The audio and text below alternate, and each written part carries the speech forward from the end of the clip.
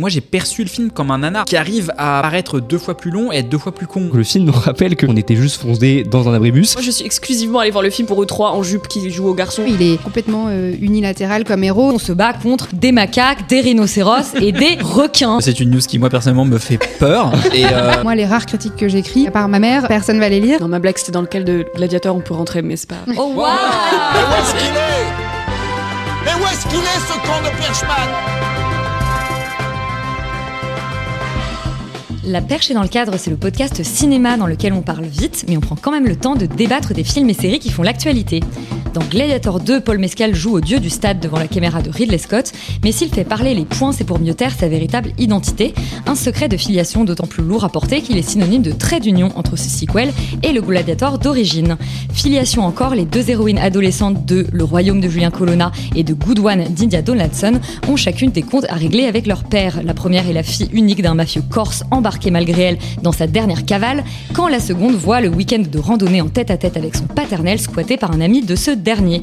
S'il n'est pas question de lien du sang dans le documentaire No Other Land, le collectif de militants palestino-israéliens qui en signe la réalisation interroge celui qui nous unit à notre terre d'origine. Et puisque nous non plus, nous ne venons pas de nulle part, le focus du jour se posera la question de la pertinence de la critique cinéma de ses débuts jusqu'à maintenant. Enfin, carte blanche à Manon qui examinera une autre terre d'origine, la Corse de Julien Colonna ou encore de Thierry Peretti, l'île de beauté comme mère de fiction. Silence, moteur, la perche est dans le cadre, mais on s'en fout, on fait de la radio. Action! Je crois que c'était mon pire raté dans une introduction, mais c'est pas grave, c'est les joies du direct. C'est donc un documentaire palestino-israélien. Sachant que tu as dit plusieurs fois Gladiator et jamais de la même manière. Tu as dit Gouladiator et Gawadiator, donc je ne sais pas vraiment de quel film on va parler ce soir. C'est des travaux d'accent auxquels je m'adonne régulièrement. Avant de démarrer l'émission, je vais quand même vous présenter mes petits perchés autour de la table. Nous sommes avec Félix, tu es réalisateur. Bonsoir Félix. Bonsoir. Nous sommes avec Rita, tu es le cerveau, ça y est, on ne sait plus parler, le cerveau derrière See the Movie, le compte YouTube, TikTok, Instagram en premier lieu. Manon, tu es journaliste chez Combini. Bonsoir. Et Yuri, tu es compositeur de musique de film, scénariste et encore bien d'autres casquettes qu'on t'inventera au fil de la soirée. Je suis désolée pour les auditeurs qui voient que je suis un peu en galère. Il se trouve que je sors de la ligne 13 et que c'était un cauchemar absolu. Ligne 13 parce qu'on vient dans le 14e. Parce qu'on vient dans le 14e et nous, effectivement, nous enregistrons dans le cinéma L'Entrepôt. Merci à L'Entrepôt de nous recevoir. On va commencer tout de suite cette émission avec le courrier des perchés, celui de nos auditeurs. Merveilleux jour que le dimanche. C'est pour moi le plus beau de la semaine. Pourquoi cela te plaît? Parce qu'il n'y a pas de courrier le dimanche. Et merci Yuri pour ce nouveau petit son absolument parfait, évidemment tiré d'Harry Potter. Et pour tous les sons de l'émission d'ailleurs. Mais bien sûr, mais voilà, tu vois, j'étais compositeur de musique de film et je dis pas compositeur de jingle de La Perchée dans le cadre. Merci Yuri d'exister finalement. Alors nos auditeurs, merci de nous rappeler à l'ordre quand on dit des bêtises. La semaine dernière, je ne dirais pas le chroniqueur qui a dit cette bêtise. Il se trouve qu'on parlait de The Substance et qu'on a dit que le film précédent de Coralie Farja, Revenge, c'était tourné aux États-Unis pour une petite somme. Eh bien, c'est une erreur. Le film a été tourné au Maroc avec un jour en France et il n'y avait pas de capitaux US. Donc voilà, vérité rétablie. Et ensuite, nous aimerions répondre à Memlock76, meilleur pseudo, coucou Memlock76, qui nous rappelle un petit peu à l'ordre. Alors, il y a 2 points soulevés par Memlock76. Le premier, j'aimerais justement que tu y répondes, peut-être Yuri, puisque Memlock76 nous dit... Je crois qu'elle s'appelle Leslie, on peut peut-être l'appeler Leslie. Elle s'appelle Leslie, mais moi je parle à son pseudo, Memlock76. Tu connais cette personne? Qui a laissé un commentaire sur YouTube. Non, mais c'est juste que j'ai eu accès à l'identité de cette personne en allant voir son profil. C'est tout. Et ben moi j'appelle les gens le gars droit à l'anonymat, Memlock76 sur internet. Okay. Bonsoir Leslie donc.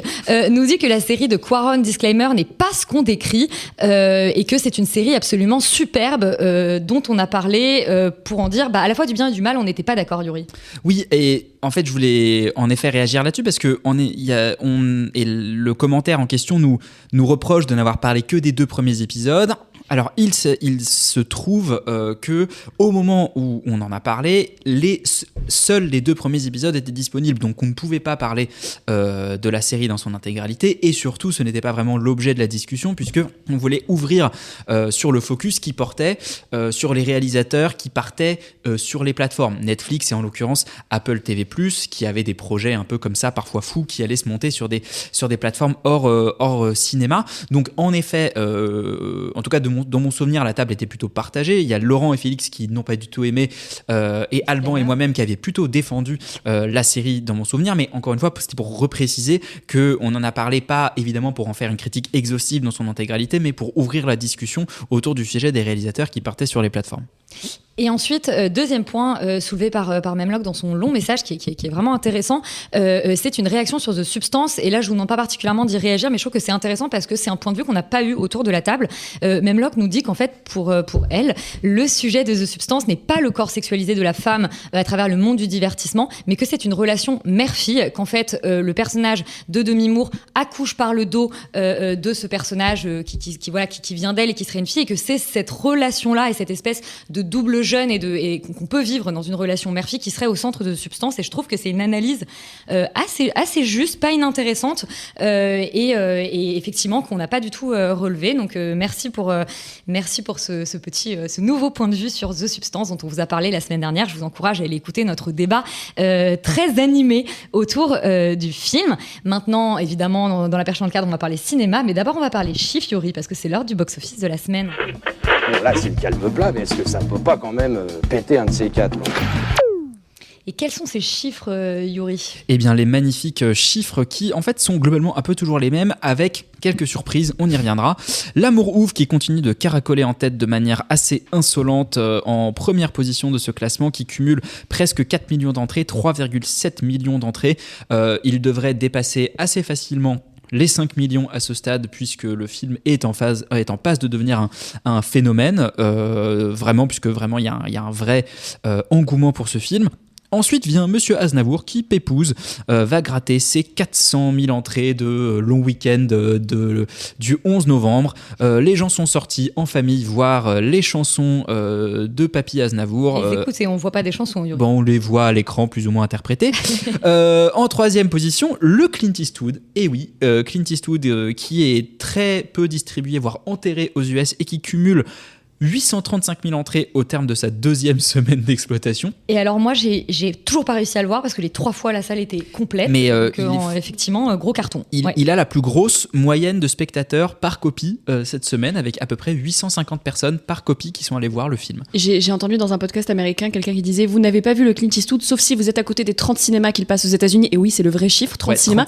Ou si vous êtes en France. Et donc le phénomène a voyagé, les gens sont au courant que les Français vont voir Clint Eastwood. Non, c'est vrai que faire quasiment 1 million d'entrées en 2 semaines sur un film de procès assez âpre, machin, il y a quand même c'est-à-dire que la marque Eastwood parle toujours au public français. The Substance, dont on vous a parlé la semaine dernière, arrive juste devant le concert de Mylène Farmer. Voilà, j'ai juste envie de mettre ces 2 informations en parallèle. Vous en faites ce que vous voulez, mais en tout cas, The Substance fait 213 000 entrées sur sa première semaine, ce qui, pour un film de genre aussi gore, est un très très beau score, et même plutôt un score exceptionnel, et on peut s'imaginer que le film aille gratter les 500 000 voire 600 000 entrées au terme de son exploitation. Par conséquent, continuez à aller voir des films, c'est un film français.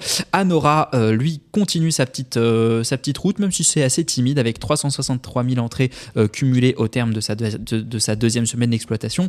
En tout cas, voilà, les gens sont vraiment beaucoup allés en salle ce week-end, le 11 novembre, ayant sûrement aidé à cela. Et ben bravo, continuez, c'est bien. Continuez d'aller au cinéma, toujours continuer d'aller au cinéma. Dans les news, Rita, tu avais envie de nous parler d'une bande-annonce, celle du nouveau Mission Impossible. Oui, on rigole parce qu'on m'a demandé pourquoi c'était une news que la bande-annonce a sorti. Déjà, j'aimerais qu'on la regarde parce que comme objet, je trouve ça assez passionnant. C'est une bande-annonce qui n'a aucun sens puisque c'est une espèce de... En fait, on dirait un teaser des 8 derniers films. C'est un mash-up, ouais. C'est un mash-up des films d'avant. Il n'y a pas tant d'images du suivant alors qu'on sait qu'il va sur la Lune, a priori. Il y a quand même des... Non, il va pas sur la Lune dans celui-là, je crois. Ah. Bah, il y en a plus après, donc. Non, c'est pas un autre film. Ouais, c'est un autre film. En tout cas, ce qui est. Mais est-ce que c'est la deuxième partie du précédent? Oui, mais sauf qu'ils ont supprimé la deuxième partie. Maintenant, c'est juste un film séparé. Alors qu'au départ, c'était Dead Reckoning Part 1 and 2, et finalement non. En l'occurrence, moi, ce que je voulais souligner, c'est d'abord le fait que les Américains, Tom Cruise, c'est vraiment le sauveur du cinéma à leurs yeux.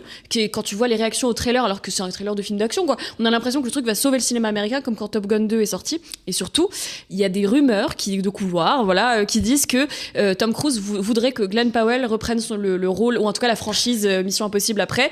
Moi, parmi tous les films... Glenn Powell qui jouait dans Top Gun 2. C'est comme ça qu'ils se connaissent, et qu'il y a un peu effectivement cette espèce d'aura autour de lui où tout le monde le kiffe. Il joue plutôt bien, je trouve. Moi, je l'ai beaucoup aimé dans Twisters. Enfin bref, tout ça pour dire que potentiellement, ça serait Glenn Powell qui reprendrait cet énorme héritage. Je trouve ça quand même très intéressant à souligner, parce que c'est une des rares franchises qui ne gêne pas trop dans le fait qu'elle fait que faire des suites. C'est une franchise que les gens ont un peu acceptée, parce que c'est un concept, c'est presque comme un James Bond en fait, Mission Impossible, c'est-à-dire qu'on n'a pas de problème à en voir beaucoup comme ça. Mais centré autour d'un acteur et autour des performances de Tom Cruise. Qui a 65 ans, et on regarde la bande-annonce, on se dit qu'est-ce qui se passe, quoi. Au moment de la sortie de Mission Impossible The Final Reckoning, on pourra faire un focus Mission Impossible, parce que je pense qu'il y a beaucoup de choses à dire sur cette saga. On va les revoir. Et on va les revoir. J'aimerais juste dire que Glenn Powell a dit que sa mère ne le laisserait jamais participer à Mission Impossible, parce que c'était trop dangereux de faire les cascades. Donc cœur sur lui et sur sa maman. C'est trop mignon, et on se rappelle quand même que Tom Cruise a sauvé aussi la cérémonie de clôture des JO.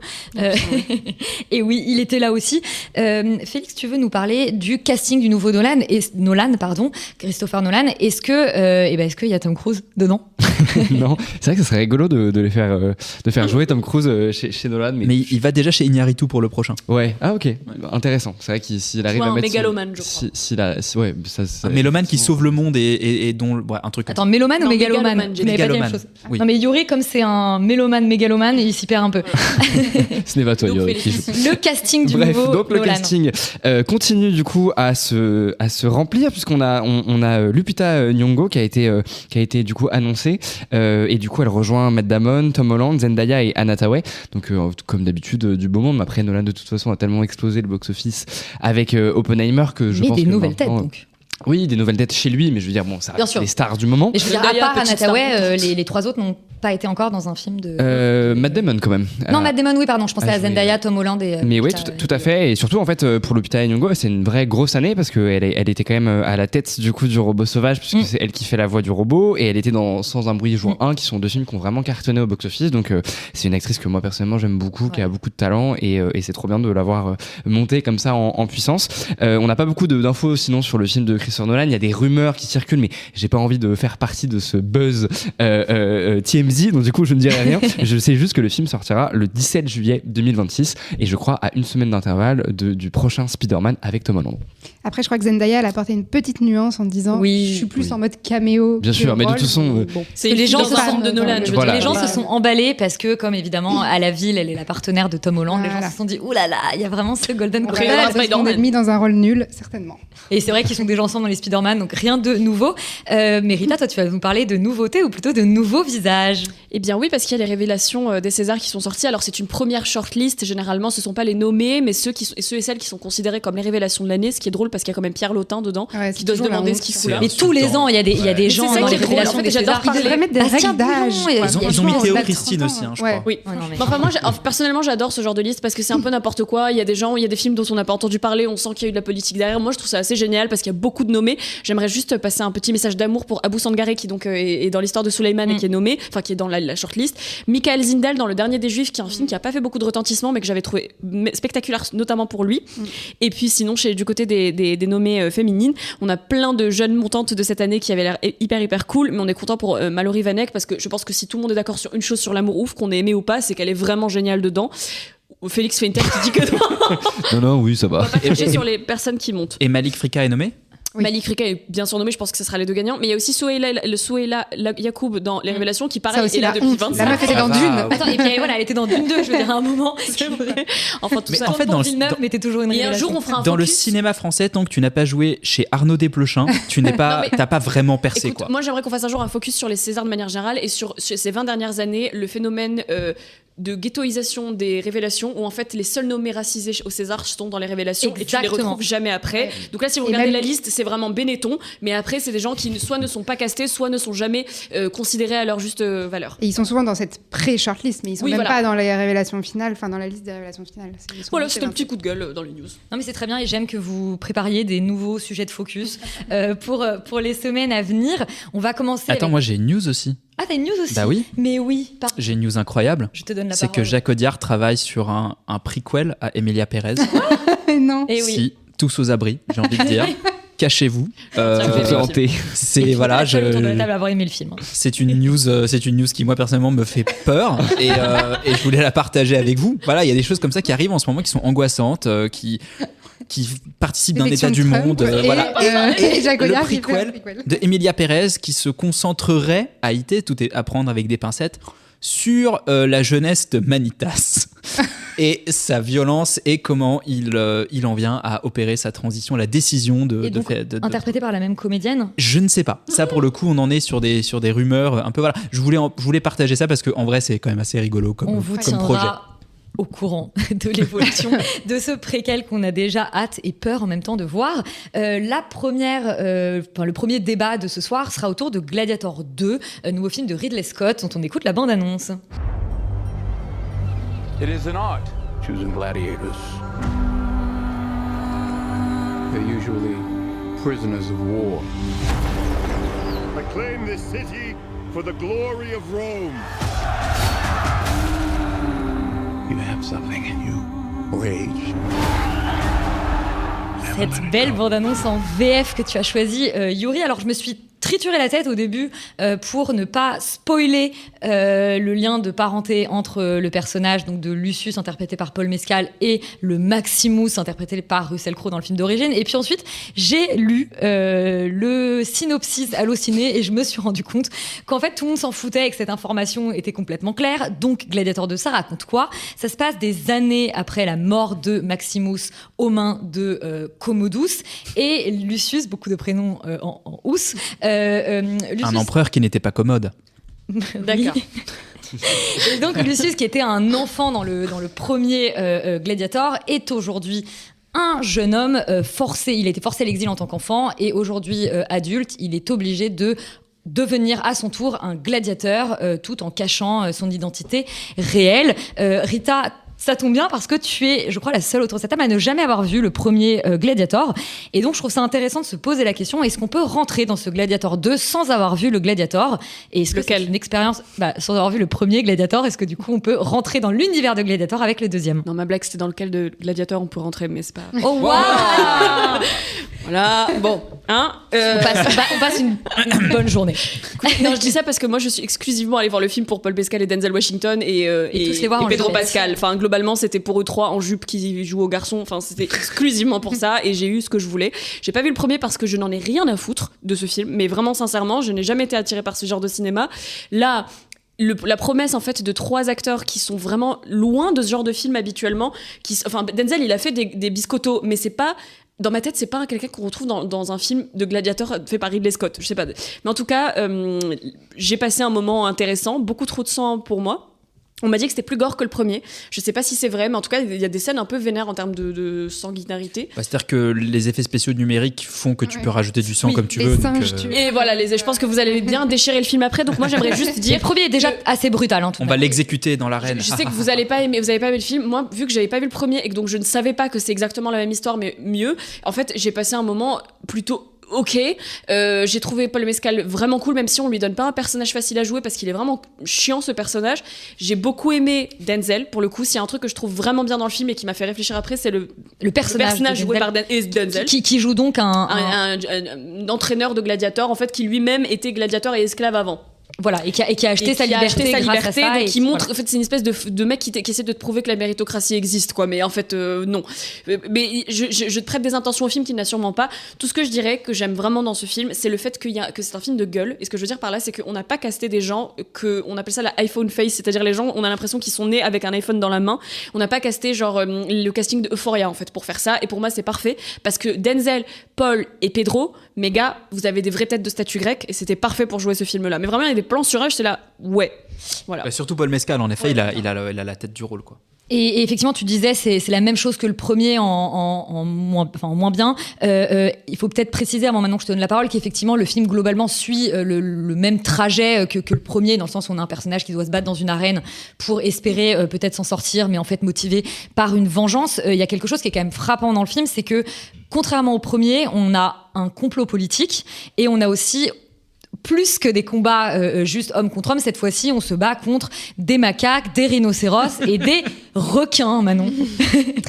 Oui. 20 ans ont passé, donc maintenant il y a des effets spéciaux. Et en fait, c'est très bizarre parce qu'il s'assume quand même comme un vrai gros blockbuster avec des effets genre un peu hallucinants, mais en étant assez plat et assez chiant. Enfin, je sais pas, il y a une espèce de ton que je trouve le film n'arrive pas à trouver. Moi, j'adore le premier, vraiment. C'est un bon film, très efficace, super le premier. Film, et vraiment. assez tragique. Il y a une vraie dimension tragique qu'il n'y a pas dans celui-ci. Exactement, il y a une vraie dimension tragique, lyrique, poétique. Il y a une espèce de mélange des genres qui est vraiment... Enfin, que moi, j'aime beaucoup. Que là, il n'y a pas du tout, quoi. Enfin, vraiment, c'est très plat. Je ne comprends pas ce qui nous apporte de nouveau. Alors, le premier parlait un peu de la société du spectacle, tout ça. En 2024, on s'en fout de ça maintenant. Enfin, je sais pas, en fait, il n'y a rien de... Le premier, il avait quand même quelque chose d'un peu révolutionnaire et révolutionné... il réhabilitait un peu le genre du péplum, tout ça. Là, encore une fois, je suis vraiment assez dubitative sur l'intérêt de cette suite. Et surtout, enfin, moi, ça fait longtemps que j'ai pas vu le premier, mais à aucun moment on nous pose les bases de Lucius et le fils de Maximus, si. C'est sous-entendu. En fait, dans le premier, mais disons que j'ai l'impression que c'est un débat qui a émergé après. C'est-à-dire que dans le premier, quand on prend le personnage de Maximus, a priori, il a une femme et un enfant qui sont tués au début. Et toute l'idée, c'est va-t-il les rejoindre dans le monde des morts ? Et effectivement, il a une espèce de complicité avec Lucilia, qui, elle, est la mère de Lucius, et Lucius prend le personnage de Maximus comme un espèce de père, mais on a l'impression que c'est plus du domaine du père spirituel. C'est sous-entendu qu'ils étaient amants. Sur Wikipédia, c'est écrit ça. À peu près au même moment où en gros, elle est tombée enceinte de Lucius. Mais disons que voilà, c'est sous-entendu par le film, c'est sous-entendu, c'est jamais dit. Voilà. Okay.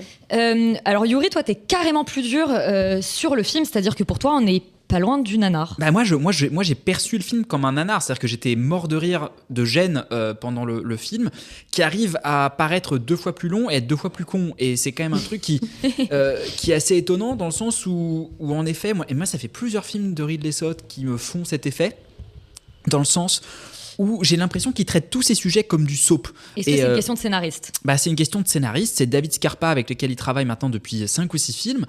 Et sur Napoléon, Minus le dernier duel qui était coécrit qui était un bon Matt film Damon du coup, par Ben conséquent, parce que il y avait un bon scénario. Et sur les autres films, donc House of Gucci et Napoléon, en fait, je ne sais jamais sur quel pied il veut danser. Est-ce qu'il veut faire une vraie tragédie ou un vrai film de mafia ou un vrai film historique, ou est-ce que c'est trop marrant parce qu'il s'est pas baisé Napoléon. Enfin, il y a un côté vraiment très gogol, bas de plafond. Et c'est un peu ce qui se passe là aussi, c'est-à-dire que je trouve que vraiment les scènes de dialogue, elles sont très infantiles, très neuneux, quoi, très.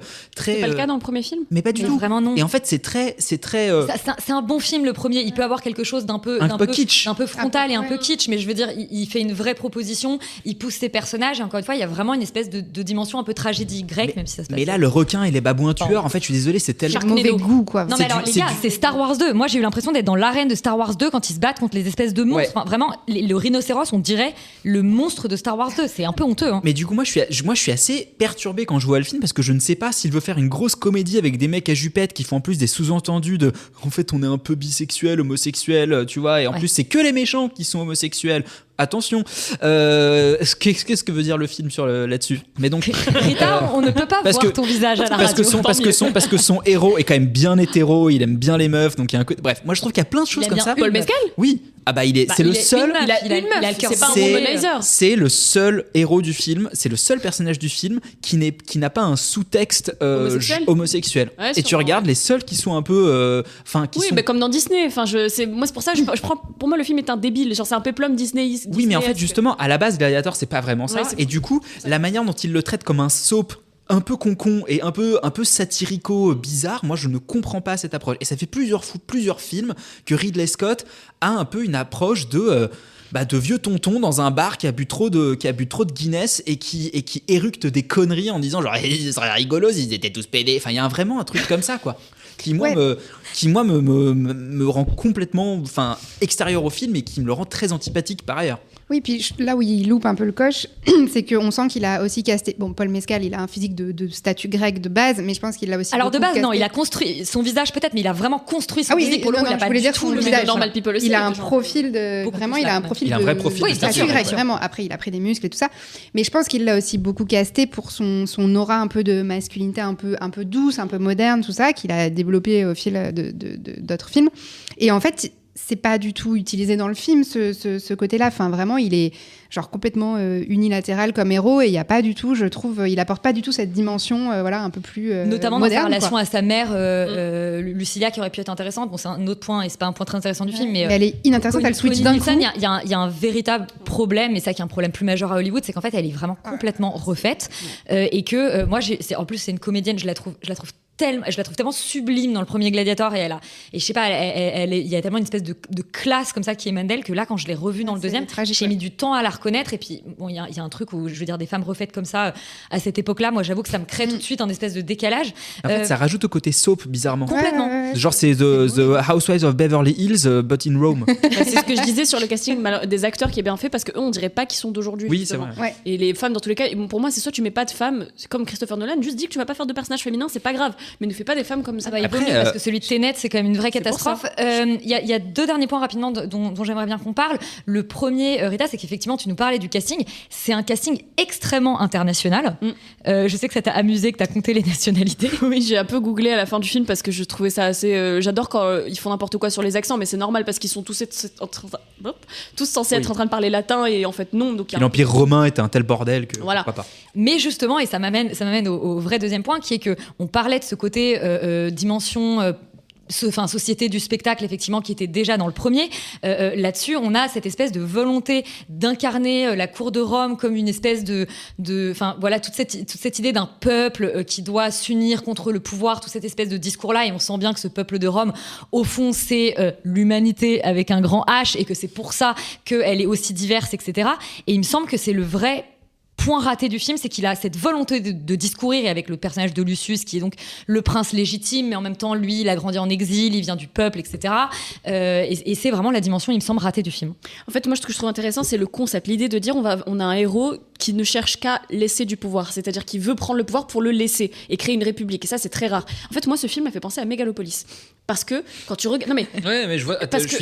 Oui. Quand tu regardes le projet, c'est quand même... Ça se passe à Rome, sauf que là, on est dans le vrai Rome, alors que chez Megalopolis, c'est New Rome, c'est New York, en fait.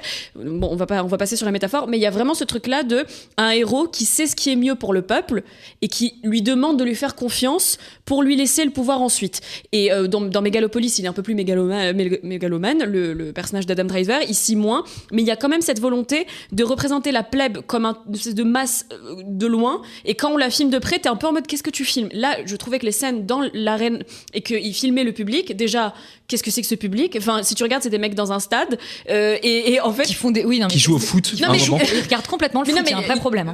Franchement, et qui crient en fait, qui réagissent comme s'il y avait un chauffeur de salle qui leur disait comment réagir. Pareil quand il y a une espèce de manif à un moment, limite ils ont des pancartes. Révolte populaire. Oui, mais en fait, c'est filmé de manière, en fait, il y a aucun enjeu. Et c'est peut-être là que je comprends ce que vous voulez dire dans le fait que c'est peut-être trop sarcastique par rapport au film de base, dans une espèce de version méta où en fait t'es en mode voilà la théorie que je mets à l'écran. Et bon, pour moi, ça rejoint ce que vous aviez dit la semaine dernière et ce qu'on a dit depuis plusieurs semaines sur les films qui sont un peu grandiloquents, qu'on n'arrive plus à les prendre au sérieux parce que les publics plus modernes et contemporains ne savent pas prendre au sérieux ce genre de moment. Mais le film ne se prend pas au sérieux. C'est pour ça que je te dis, je pense qu'en réaction au public, parce qu'on a peur qu'on se foute de ta gueule, en fait, on a peur que quand tu montres à l'écran un truc très sérieux, on te dit on est prom dog, là c'est vraiment prom dog, c'est du lyrisme et du sérieux au premier degré. Le public ne sait plus prendre les choses au premier degré et du coup t'es en mode ok, bah alors faisons une blague. Pour moi, c'est vraiment les blagues de RDJ dans le Cinematic Universe de Marvel qui ont coulé Robert Downey Jr., je crois que c'est RDJ. Oui, pardon, de Robert Downey Jr. de Iron Man, qui ont coulé dans le reste du cinéma où maintenant on ne sait plus être très premier degré, où tout doit être deuxième degré blague un petit peu. Oui, bah alors dans ce cas-là, effectivement, il faudrait demander aux réalisateurs et réalisatrices de recommencer à prendre au sérieux le matériau dont ils s'emparent. Et bon, c'est pas très intéressant, mais j'allais dire, je pense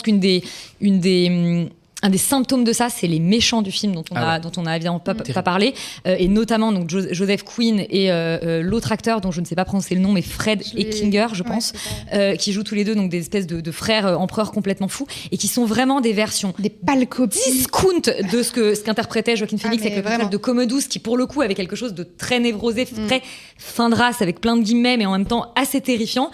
Et je me suis dit, mais en fait, on en est là. C'est bon, je trouve honnêtement, c'est assez affligeant. Peut-être qu'on peut encourager les gens à regarder le premier quand même, peut-être à le découvrir. Et si vous n'avez pas vu le premier, que vous l'allez au cinéma, que ça vous donne envie de voir le deuxième. Mais du coup, moi, j'aimerais attirer votre attention sur la suite qui n'a jamais existé de Gladiator. Qui, alors pour la petite histoire, Maximus meurt à la fin du 1. Donc ils sont bien emmerdés pour faire une suite. Donc Russell Crowe appelle son pote Nick Cave et lui dit: écoute, tu veux pas m'écrire une suite à Gladiator? Et le mec lui dit: mais t'es pas mort à la fin du film? Il dit: si, mais trouve une solution. Du coup, Nick Cave se met au travail et écrit une suite à Gladiator dans laquelle Maximus est dans le monde des morts. Et patatras, il se rend compte que les dieux romains sont en train de mourir. Ils sont en train de mourir. Pourquoi? Parce qu'apparaît une nouvelle religion sur Terre qui s'appelle le christianisme.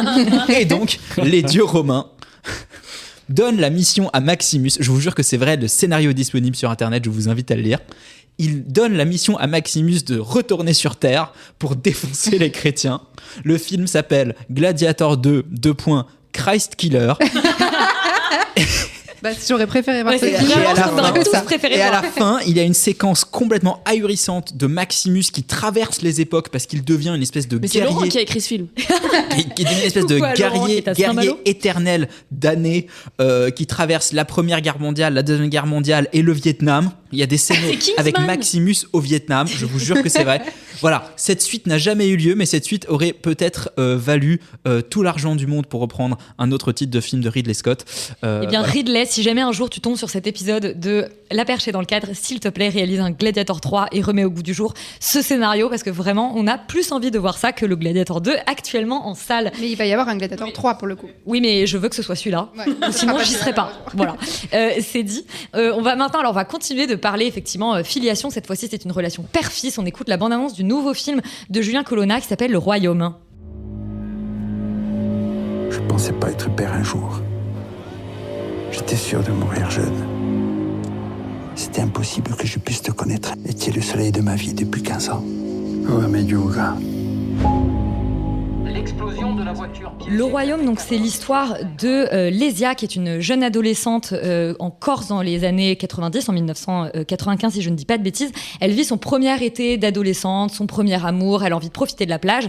Seulement, voilà que débarque son père qui est en cavale parce que c'est un mafieux sur le déclin. Et Lésia, on comprend qu'elle le voit très rarement, parce que évidemment, comme il est en cavale, c'est très compliqué de passer du temps avec lui. Elle a envie de plus apprendre à le connaître, mais en même temps, elle comprend que c'est une vie de danger. Et puis, son père, un peu malgré lui, va l'embarquer dans ce qui sera sa dernière cavale. C'est un film que pour ma part et pour ta part aussi, Yuri, nous avons découvert à Cannes, où je crois qu'il était à la quinzaine des cinéastes. Non, il était Certain Regard. Un Certain Regard, pardon, tu fais bien de rectifier, que nous avons vu d'ailleurs le dernier jour de Cannes. Ouais. Quel souvenir t'a laissé ce Royaume de Julien Colonna? Eh ben, il m'a plutôt surpris en bien. J'avoue, j'aime plutôt les films de gangsters, les films de mafia. C'est un genre qui me parle plutôt. Et en fait, quelle bonne idée que de l'avoir appliqué à la Corse, parce qu'en effet, il y a quand même toute une histoire de crimes organisés et pas que. Enfin, vraiment, en tout cas, il y a à la fois un fantasme autour de ça et une réalité aussi historique autour de ça en Corse. On a vu tu en parleras dans ta carte blanche, je pense maintenant, mais des films qui s'approprient de plus en plus cette histoire-là de ce territoire, et c'est très intéressant, d'autant plus que le réalisateur Julien Colonna est lui-même le fils de Pierre-Jean Colonna, il me semble. Jean-Jérôme Colonna, pardon, voilà. T'as pas beaucoup. Enfin, les Corses, ils ont globalement assez les mêmes prénoms. Mais du coup, de Jean-Jérôme Colonna, qui était lui-même le parrain de la Corse du Sud, donc qui était lui-même un mafieux, donc quelqu'un qui était du milieu. Et donc, par conséquent, il y a à la fois ce terreau. Petit accident, voilà, nous avons des verres d'eau qui viennent de se casser la gueule, mais c'est pas grave, Yuri. Ce terreau de films de genre qui existe, et également ce terreau de films très intime puisqu'il s'agit d'un réalisateur qui parle du monde de son père, qui parle du coup également au travers du prisme de cette jeune fille qui a un regard sur ce père, tout en assumant complètement la fiction, parce qu'il dit en interview ne jamais avoir été vraiment témoin de ça. Donc je pense qu'il y a aussi en fait en sachant ça une forme de réparation d'un fantasme aussi, de dire à quoi ressemblait la vie de son père. J'imagine que c'est une manière de le représenter. Moi c'est un film que j'aimerais vraiment plutôt défendre, parce que c'est un vrai film de gangster pour le coup, qui a son rythme un peu lent, qui est un peu contemplatif, qui a des problèmes un peu, je veux dire, qui fait un peu des mauvais choix de premier film parfois, je trouve, mais c'est un peu dur, je trouve, de lui reprocher ça, dans le sens où ça reste quand même une proposition solide et intéressante dans ce cadre-là, quoi. Et alors, son père, il le fait interpréter par un comédien que je n'avais jamais vu, et je crois que c'est son premier film, qui s'appelle... Pardon ? C'est normal, c'est un berger à la base. C'est un berger à la base, qui s'appelle Saverio Santucci, et pour le coup, que je trouve, mais alors, crève absolument l'écran. Il faut donner tous les rôles à ce monsieur, Manon, à qui fait interpréter donc le père face à une jeune comédienne. Je trouve qui s'appelle Giovanna Benedetti. Ouais, qui est aussi complètement débutante. Je crois qu'elle est sapeur-pompier à la ville à la base. C'est vrai que lui, il crève l'écran, et je trouve qu'il il cristallise bien ce qu'est le film, c'est-à-dire vraiment cette espèce de mélange des genres où à la fois il est hyper crédible en gangster et en parle un peu de la mafia corse, et en même temps je trouve qu'il incarne hyper bien cette relation père-fille qui a quelque chose de très doux, et il est super bon sur les deux tableaux. Et, il a une gueule, il a une vraie gueule quand il le met genre en planque dans le camping avec sa perruque et tout. Il m'a un peu rappelé le père de Sandra Hüller dans le film Tony Erdmann. Je sais pas pourquoi, je trouve qu'il a ce truc un peu je sais pas si c'était une influence ou pas, enfin bref. En moins 68 arts dégénérés. Oui, un peu plus dangereux. Moi j'aime aussi beaucoup les films de gangsters, et je trouve que c'est toujours un super bon terrain pour parler de la famille, et là je trouve que le film le fait vraiment bien. Je trouve que la séquence d'ouverture, elle est vraiment mémorable du film, enfin vraiment je trouve qu'elle pose tout. Il y a une partie de chasse au cours de laquelle on se rend compte que sa fille a vraiment un très bon coup de carabine. Moi, je parle plutôt de celle où elle vide. Mais c'est juste après, non ? C'est juste après. C'est juste après. D'accord. Moi, je parle plutôt de celle-là où vraiment, t'as vraiment tout le côté très sensoriel du film, avec vraiment les sons de la Corse. Tu sens vraiment la moiteur. C'est toi qui as raison. Ça commence sur la scène où elle les vide, et on comprend que c'est elle qui a tué les bestiaux, et qu'elle a un vrai coup de carabine. Et en même temps, elle doit se soumettre à ce rituel genre hyper violent et masculiniste et tout ça. Et je trouve que tout de suite, ça pose bien dans quoi elle va être jetée. Et elle aussi, je la trouve vraiment bien. Elle a vraiment un regard qui est quand même assez puissant. Et vu que tout le film, il passe par son regard et le regard qu'elle pose sur ses mafieux, son père et tout ça, je les trouve vraiment super. Il y a plein de séquences aussi assez que tu vois très peu dans ce genre de film. Tu les vois beaucoup pleurer, genre ils apprennent les morts devant le JT ou à la radio, et c'est vraiment des mafieux qui pleurent beaucoup, qui se font beaucoup de câlins et tout ça, et je trouve que c'est une imagerie assez nouvelle et assez intéressante. Mais parce qu'en fait aussi la mafia dans ce film est quand même racontée comme une espèce de grande famille dégénérée dans laquelle finalement on passe son temps à se tuer. Il y a des scènes, chacun va à l'hôpital parce que sa femme est en train d'accoucher, mais en fait juste après il va tuer l'enfant de celui qu'il connaissait, etc. Donc il y a vraiment ce côté famille dégénérée. L'un est parrain de l'enfant de l'autre, et puis à un moment il faut se débarrasser du parrain parce qu'il est gênant. Enfin, il y a un truc. Puis on tue sans aucun état d'âme. Ah ouais, c'est genre ça va. C'est rapide et précis. Ouais, et puis non, mais c'est vraiment un film intéressant, et c'est un film extrêmement prometteur, je pense. Enfin, j'espère que Julien Collat fera d'autres films, peut-être, sur le sujet qu'il souhaite. Il est libre de ce qu'il. Merci, Yuri. Mais en tout cas, je trouve que moi, c'est un film qui m'a vraiment surpris de ce point de vue-là, de me dire ok, en fait, on va investir la Corse comme un vrai territoire de cinéma, de films de gangsters, de films de genre, et de ce point de vue-là, c'est un truc très rafraîchissant. Et en effet, la scène du camping où il est avec sa petite serviette sur les épaules, avec une chemise hawaïenne et une perruque. En fait, c'est une scène géniale. Ils sont en planque, et en même temps, c'est la première fois finalement que cette adolescente passe des vacances avec son père. Donc il y a une espèce de mélange ils sont en planque, ils sont en train de vivre un véritable danger de mort. Et en même temps, c'est des premières vacances, et du coup, on danse sur de la musique de plage. Ouais, c'est assez bien fait. Moi, la petite réserve que j'aurais quand même, c'est le rythme quand même. Le rythme est pas toujours maîtrisé. Oui, c'est vrai. Moi, ça serait plus sur l'écriture de ce personnage féminin où en fait, on a un peu du mal à vraiment comprendre le lien qui la lie à son père. C'est-à-dire qu'au début, on comprend qu'elle n'a pas super envie de le rejoindre dans cette planque. Et puis en fait après elle lui voue une espèce d'admiration complètement sans borne et on dirait qu'elle remet pas vraiment en question cette violence quand même dont elle est témoin. Et voilà, on dirait que c'est un espèce de rapport assez quand même unilatéral de fascination envers lui que je trouve pas très bien exploré des fois et pas très bien... Moi, je te rejoins sur l'écriture un peu bancale du personnage, mais pour le coup, cette fascination, je me la suis vraiment racontée en voyant le film en me disant, en fait, au départ, elle a juste pas envie d'être avec lui parce que c'est une gamine et qu'elle a envie d'être avec son petit copain plutôt qu'avec son père pendant des vacances.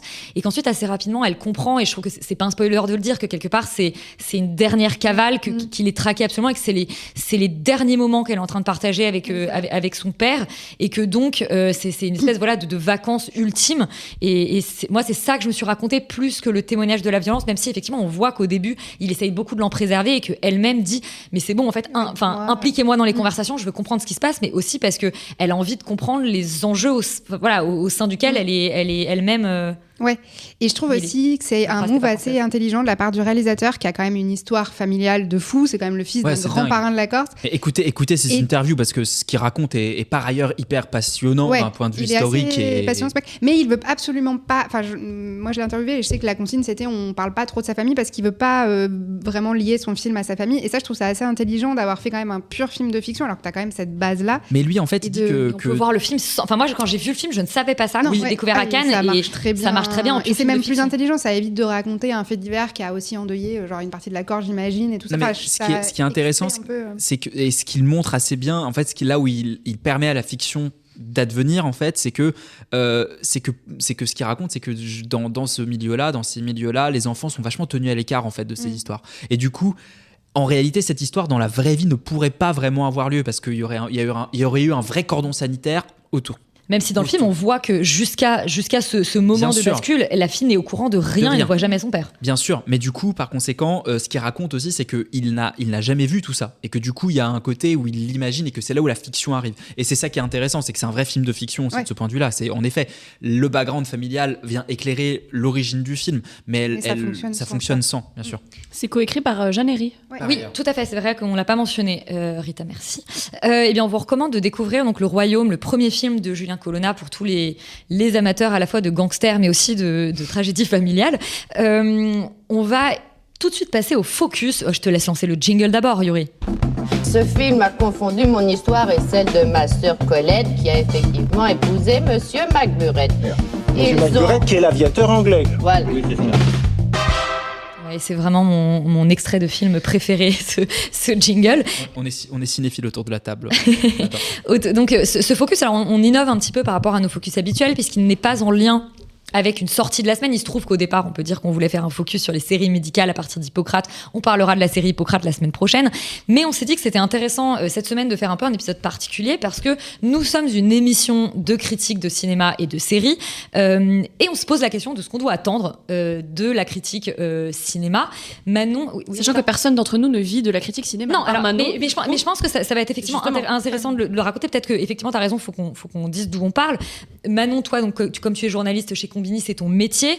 En fait, moi, je me décris comme journaliste cinéma, mais en revanche, je fais partie du syndicat français de la critique de cinéma, dont on va parler de leur tribune, et c'est de ça dont on parle. Mais effectivement, l'émission La Perche dans le cadre est une émission qu'on fait bénévolement. On a tous des métiers à côté. C'est vrai que je ne dis jamais ce que je fais, mais moi, je suis scénariste et productrice. On vit pas de ça. C'est vraiment une sorte de hobby qui nous garantit aussi une indépendance. Tu voulais dire quelque chose, Félix ? Pas du tout. J'ai cru que tu avais levé la main, mais regarde juste. Non, mais il était peut-être pas d'accord avec la description de que je disais de moi-même. Pourquoi pas Non, mais voilà. Et donc, ça nous garantit une espèce d'indépendance totale. Maintenant, tu es la seule d'entre nous à faire partie donc, de ce syndicat de la critique française qui a publié très récemment une tribune. Ouais, le 9 novembre, ils l'ont relayé sur le site du Monde. Le syndicat français de la critique de cinéma a donc publié une lettre ouverte intitulée « Qui veut la mort de la critique ?» en majuscule. Et je vais peut-être juste lire l'introduction parce que ça résume un peu en substance ce qui est dit dans la lettre ouverte. Donc, ouvrez les guillemets. À la dernière Mostra de Venise, de nombreuses équipes de films très attendues ont refusé d'accorder des interviews. Je pense qu'il parle de base de Wolf, le film avec Brad Pitt et George Clooney, qui n'a. Mais même Joker 2 et même plein d'autres films. Il y en a plusieurs, mais je crois que tout est parti de Woolf, il me semble. Cette posture a provoqué l'indignation de la critique internationale. Une lettre ouverte initiée par le journaliste indépendant Marco Consoli a rapidement gagné en visibilité. Nous, le syndicat français de la critique de cinéma, prenons part à cette protestation. Quand le dialogue entre critique et créateur disparaît, laissant place à des conférences de presse formatées aux propos convenus, les films deviennent des accessoires décoratifs des grands festivals de cinéma vidés de leur substance. Voilà, donc ça pose le décor, et en fait après ils poursuivent en parlant d'une menace qu'ils considèrent encore plus sérieuse et qui pèse donc sur la critique, c'est en fait les stratégies marketing des gros studios américains qui de plus en plus court-circuitent les médias traditionnels et donc la critique traditionnelle pour atteindre le public un peu plus directement via des influenceurs. Coucou Rita. Rita, toi, avec Seize the Movie, on pourrait considérer que tu fais partie des influenceurs cinéma. Oui. Toi, tu es contacté. Non, mais expliquons peut-être à nos auditeurs comment ça se passe. C'est-à-dire que les critiques, habituellement, c'est des personnes qui donc écrivent des articles de journaux ou s'expriment dans des médias audiovisuels pour parler des films et des séries. Et donc, quelque part, ils sont rémunérés. Alors, rémunérés la plupart du temps à l'achat, donc par exemple, de ces journaux.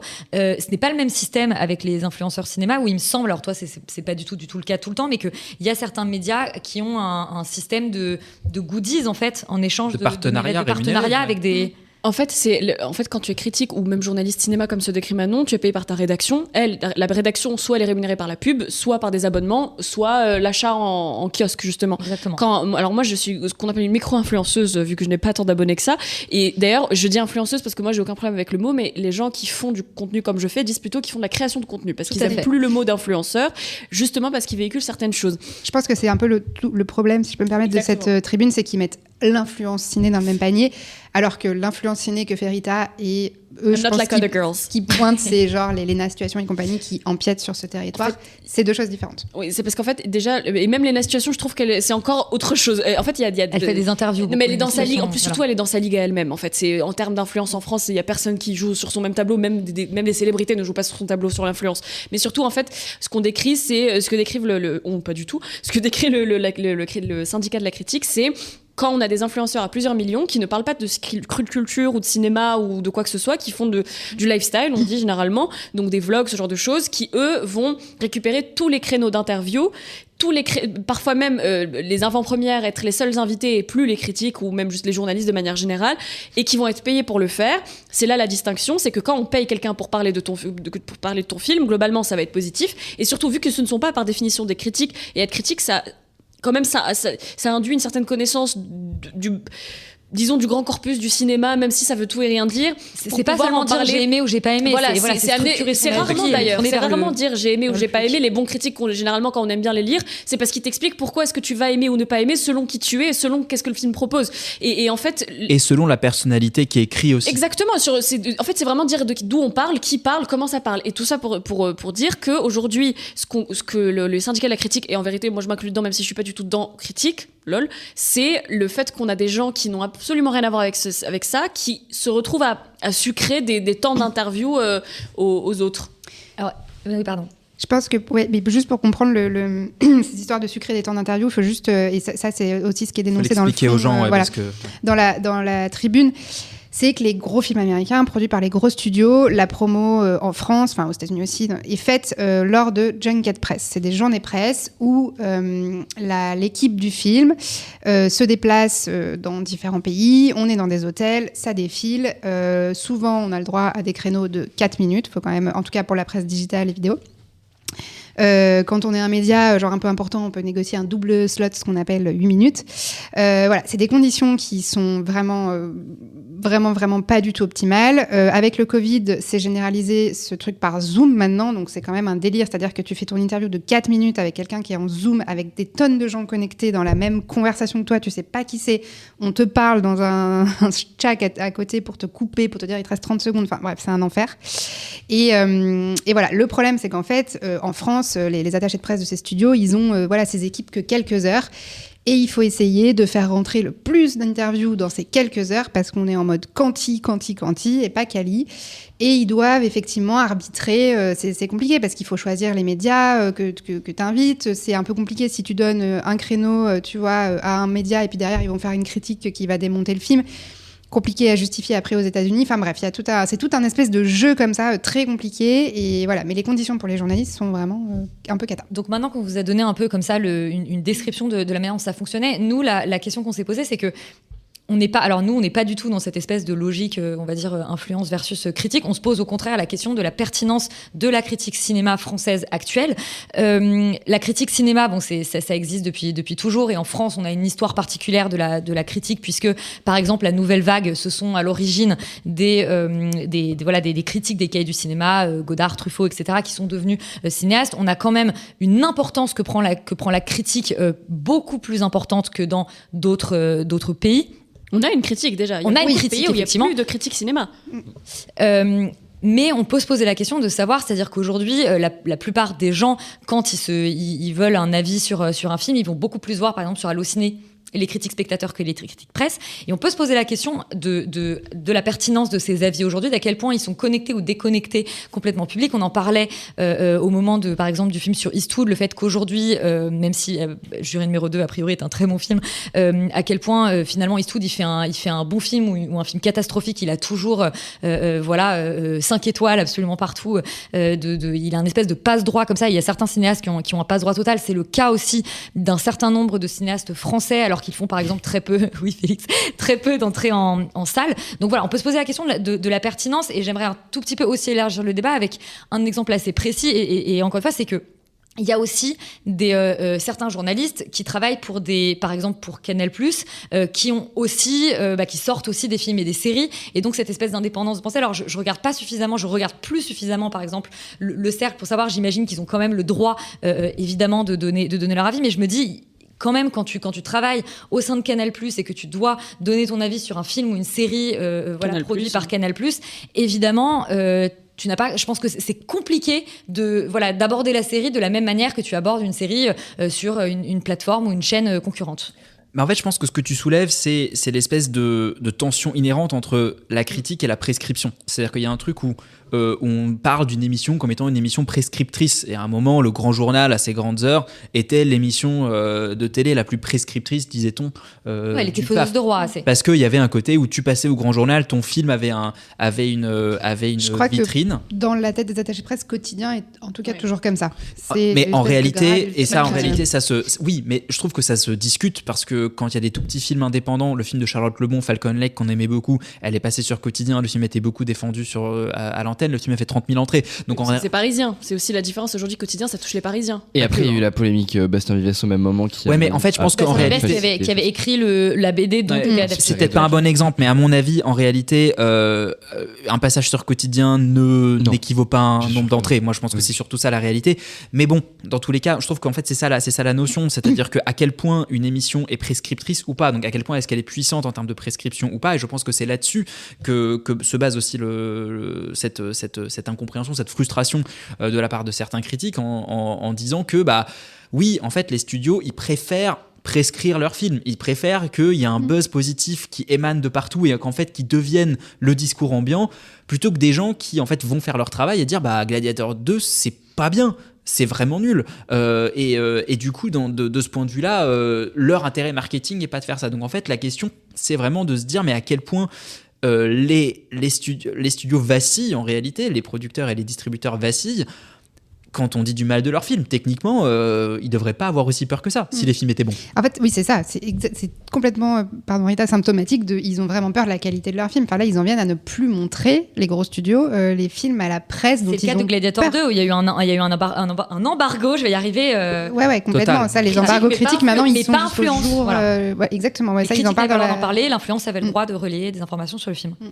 Moi, je trouve ça assez dingue parce qu'en fait, on en revient à une question très basique, mais à quoi servent les critiques ? Enfin, c'est la question age-old depuis toujours. Mais moi, je pense que la différence principale est arrivée au moment où les gens ne regardaient plus la critique pour savoir ce qu'ils allaient voir au cinéma. Parce qu'avant, la critique était prescriptrice, même quand que ce soit bon ou mauvais. Il y avait un moment, pas si lointain, où pour aller au cinéma, tu regardais dans les papiers du journal qui t'intéressait et tu regardais ce qu'ils ont plu. Tu recevais chaque semaine. Mais c'est ça, il y avait l'équivalent de télé-loisirs, c'était aussi pour le cinéma, était beaucoup plus lu. Tous ces trucs-là n'existent plus aujourd'hui pour plusieurs raisons. Pour moi, c'est aussi une question plus tout ce dont on parle est un symptôme de ce qui est problématique, c'est que les gens encore moins les jeunes, ne vont plus vers la critique pour savoir ce qu'ils doivent voir. Il y a une augmentation de la prescription par les pairs, donc typiquement mon compte Instagram, allez sur 6 de Movies évidemment, c'est ça, parce que les gens quand ils me parlent, en fait ils me disent j'ai suivi ton conseil, et parce qu'ils me parlent à moi, ils parlent pas au journal, parce qu'ils savent que je suis une incarnante derrière, c'est à moi, c'est mes conseils qui vont suivre. Par contre, moi, pour de vrai, quand je lis Libé, parce que je suis une vieille visiblement, je continue à lire les mercredis le Libé qui dit quel film ils ont aimé ou pas, parce que si c'est pas un film que j'ai déjà vu, je me dis Sandra Onana, shout out à cette personne qui est une superbe journaliste, j'adore, je la connais pas mais j'adore lire ses papiers, et quand je lis elle, je me dis ok, j'ai envie. Mais personne ne fait ça comme moi dans notre génération. Il y a plus l'idée d'aller voir les critiques. Tu vas sur TikTok pour chercher le nom d'un film, si ça fonctionne, je suis pas boumeuse, je trouve ça totalement normal aussi, je le fais, c'est comme ça que des films comme Le Consentement ont percé, etc. C'est pas parce que les critiques les ont relayés. Mais en fait il faudrait peut-être que les médias traditionnels se posent la question d'investir ces plateformes et d'aller renouveler un peu leurs critiques. Je pense qu'en fait il y a un fossé énorme et que les spectateurs n'ont plus du tout de confiance en les critiques et les lisent plus parce qu'ils n'ont pas du tout pris la vague numérique. C'est-à-dire qu'on voit actuellement des rédactions commencer à se poser la question sur TikTok, de faire des TikTok, de commencer à faire des chaînes YouTube, de commencer à faire des podcasts. Et en fait nous on a commencé à faire un podcast aussi parce qu'on avait l'impression qu'il y avait une zone à prendre. Enfin, je pense qu'il y a un champ critique qui a été complètement délaissé parce qu'on parle des spectateurs, mais il y a aussi les créateurs. Quand tu vois les conférences de presse avec de moins en moins de gens qui ont envie de parler aux critiques parce que les questions sont nulles.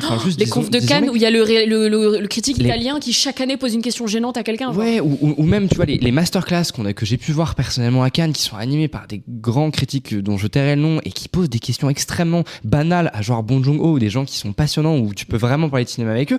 Je pense qu'il y a il y a une espèce de polarisation où d'un côté t'as des critiques qui en fait perdent en qualité et ne travaillent même plus vraiment la réflexion cinématographique qui était quand même la base des critiques parce qu'ils ont une espèce de place indéboulonnable aussi, je pense, tu vois, qui ont des CDI dans le journalisme. Ouais, exactement. Donc eux maintenant ils sont. Et à côté de ça, t'as des critiques beaucoup plus on va dire radicaux qui s'incarnent à travers des revues qui sont très très peu lues et qui n'essayent pas du tout d'ouvrir justement une réflexion cinématographique sur un spectateur qui serait beaucoup plus lambda. De vulgariser, effectivement, parce que des fois tu lis les papiers c'est des cahiers du cinéma, même en connaissant le cinéma, tu dis mais qu'est-ce que tu racontes, alors que ça peut être passionnant, mais ouvrez-vous un tout petit peu, ça veut pas forcément dire faire du nivellement par le bas, prendre les lecteurs pour des cons. En fait, tu lis les critiques de Godard ou Truffaut à l'époque, c'était beaucoup plus rigolo et marrant à lire, parce que c'était mordant. Il y avait un côté beaucoup plus proche des gens en fait. Oui, et puis surtout ils parlaient d'Hitchcock, etc. C'est-à-dire qu'ils ouvraient aussi, ils ouvraient sur un cinéma qui était à l'époque assez méprisé en fait par, on va dire, les cahiers le font encore un petit peu sur certains films. Oui, non mais bien sûr, mais les cahiers ça a perdu. Et personne ne lit les cahiers, pardon. Enfin, à part les cinéphiles. Oui, mais en réalité, à l'époque, je sais pas à quel point c'était. Enfin, il y a aussi un mythe autour des cahiers et autour de Positif, autour de ça, mais qui est un mythe qui est assez justifié dans le sens où. En réalité, c'est un phénomène, et tu parlais de l'aspect historique, pardon, c'est un peu en chaos, mais l'aspect historique aussi, peut-être que les gens ne le savent pas, mais il y a les cahiers du cinéma et Positif à l'époque ont contribué à améliorer le médium qu'est le cinéma. C'est-à-dire qu'ils ont considéré que tel et tel auteur américain n'était pas juste des faiseurs, que John Ford était un auteur, que Howard Hawks était un auteur, que Alfred Hitchcock était un auteur, et que par conséquent leur grammaire, leur manière de faire du cinéma, de proposer une réflexion par l'image avait du sens et devait être prise au sérieux, et que ce n'était pas juste un truc qu'on allait voir le samedi après-midi pour se divertir. Et par conséquent, la critique française a cette exception mondiale, je dirais, d'avoir à un moment dans l'histoire de l'art du cinéma, d'avoir élevé le niveau de l'art lui-même. Et ça c'est un truc, je pense, que beaucoup de gens mythifient encore aujourd'hui et peut-être essayent de reproduire. Et je pense que il y a parfois un peu un côté comme ça de dire on est un peu toujours faiseur de roi, mais peut-être que la connexion avec qu'est-ce qui est la vraie modernité du cinéma et de l'image n'est pas toujours aussi pertinente, ou en tout cas il y a peut-être aussi une plus grosse variété de cinéma, il y a beaucoup plus de cinéma de genre, un peu des cinémas d'horreur qui sont aujourd'hui peut-être plus reconnus aussi comme étant du vrai cinéma, je mets des guillemets volontairement, tu vois, mais de dire il y a aussi des changements qui ont été opérés là-dessus. Et en effet, historiquement, je pense que culturellement on a un peu du mal à se départir de cette idée de non, ce n'est pas parce que tu vas défendre tel cinéaste corps et âme que tu vas changer l'histoire du cinéma. En fait, c'est pas toi qui décides. Et à un moment, je pense que c'est cette dichotomie-là qui est difficile à percevoir. Et surtout, si tu veux justement essayer de voir un peu ce que va être le cinéma de demain et aller chercher des petites pépites, en fait, tu vas sur Letterboxd Sens Critique, tu vas plus lire ces revues-là parce que en fait, elles mettent en avant ce que grosso modo la grosse masse justement d'informations met déjà en avant. Donc du coup, c'est ça aussi cette question de est-ce que vraiment, mais ça rejoint le profil des gens indéboulonnables qui sont extrêmement vieux, qui s'intéressent plus du tout à la nouveauté. Est-ce que réellement, et effectivement, ces revues-là sont prescriptives d'un nouveau cinéma? Est-ce qu'elles regardent vraiment dans le futur? Je suis pas sûr. C'est plus dans le passé. Je pense qu'aussi maintenant, moi j'ai cette sensation que les critiques écrivent pour les critiques, quoi. C'est-à-dire qu'on écrive pour les uns les autres, pour nourrir nos papiers, et que personne, et moi les rares critiques que j'écris, je sais qu'à part ma mère, vraiment personne va les lire. Et que moi je les lis, Manon. Nous on les lit. Et qu'en fait on écrit les uns pour les autres et qu'il y a un espèce de truc très déconnecté, et je trouve ce qu'il illustre très bien. Moi j'avais une conversation avec une attachée de presse qui me disait, parce que nous, Combini, on est rentré depuis peu dans les notes presse Allociné, dès les réals, et les prods et les distribs, ils sont obsédés par les notes presse. Mais vraiment, c'est le seul truc qui compte pour eux. Alors que je pense que les spectateurs lambda, ils regardent les notes spectateurs sur Allociné. Et ça, je pense que ça illustre quand même très très bien le fossé. Non, mais il faut peut-être aussi adresser, on va dire, l'éléphant au milieu de la pièce, c'est que c'est vraiment un très petit milieu, et qu'en réalité, au bout d'un moment... Très masculin. Voilà, très masculin aussi par ailleurs, mais que les gens se connaissent. Alors typiquement, je parlais des gens du cercle série que j'embrasse. Il se trouve que les gens du cercle série aujourd'hui, par exemple, c'est des anciens de l'émission Extérieur Nuit. On est nous-mêmes des anciens de l'émission Extérieur Nuit. On est la génération d'après. On les a remplacés au moment où eux sont partis justement animer le cercle série. La plupart on va dire les critiques, c'est des gens qu'on croise tout le temps aux mêmes avant-premières, qu'on va croiser à Cannes. Eux-mêmes connaissent, on va dire, les attachés de presse, les réalisateurs, etc. Et que on peut se poser la question de se dire, effectivement, il y a très parisien. C'est très très parisien, et il y a des médias qui vont, par exemple, pas cracher sur tel film parce que dedans il y a telle actrice dont ils aimeraient bien faire un portrait pour le film suivant, etc. et pas se brouiller. Et je trouve qu'il y a, quand je disais que c'était un peu l'éléphant au milieu de la pièce, c'est que moi l'impression que me donnent les gens autour de moi qui ne font pas du tout partie de ce milieu, c'est cette espèce de frayeur de se dire, mais en fait quand je lis une critique, je ne sais pas du tout si c'est du copinage ou autre, etc. Et ça c'est un truc qui revient énormément, c'est-à-dire je lis un avis spectateur parce que c'est un avis qui leur paraît plus objectif. Il n'y a pas d'avis objectif, évidemment que c'est subjectif, mais en tout cas un avis qui ne serait pas biaisé par de la connaissance ou des intérêts. Ce que je trouve assez terrible, parce que on le disait, par ailleurs nous on travaille tous dans ce milieu-là. Typiquement à ce micro, moi j'ai parfois dit du mal du travail de personnes que je connais par ailleurs. Évidemment, c'est pas d'eux dont je dis du mal, c'est du film dont je dis du mal. Il se trouve qu'on a même dit du mal de projets sur lesquels j'ai travaillé en tant que productrice. Et je trouve il faudrait aussi que les gens, parce que maintenant tu parlais des attachés de presse, etc., fassent un petit effort, je crois, d'humilité ou de réalisme, et se dire que, je veux dire, quand on critique un film, d'une certaine manière, on en parle, on fait vivre du débat autour. Et typiquement, quand on parle de The Substance la semaine dernière, sur lequel on s'est écharpé, en fait, on parle du film, et c'est intéressant qu'il y ait des avis autour de la table qui divergent. Et d'ailleurs, c'est, je trouve, tout l'intérêt d'avoir un débat. Et on voit bien, typiquement, autour de cette table, les gens s'aiment et se respectent, et pourtant, ils sont pas d'accord. Oui. Et je pense que les réalisateurs, enfin, en tout cas, ceux qui ont un minimum d'intelligence, ils sont plutôt contents quand il y a ce genre de débat autour de leur film. Mais on a reçu des réalisateurs où il y a eu des débats autour de leur film. Ça, je pense que c'est super pour eux. Mais les attachés de presse ont aussi ce truc aussi un peu... mais bon, ils font leur travail, mais tu vois, ils sont sous pression, ils font le tampon entre les journalistes, les talents, machin, tout ça. Et du coup, je pense qu'ils veulent... mieux que pas de presse. Hein. Bah oui, et en même temps, je pense qu'ils sont dans un espèce de truc d'over-protection, de arrondir les angles, tout. Je sais que nous, à chaque fois qu'on voit un film, on doit envoyer notre avis à l'attaché de presse. On sait que c'est pas envoyé tel quel qu'au réal, c'est toujours un peu, ils arrondissent les angles et tout.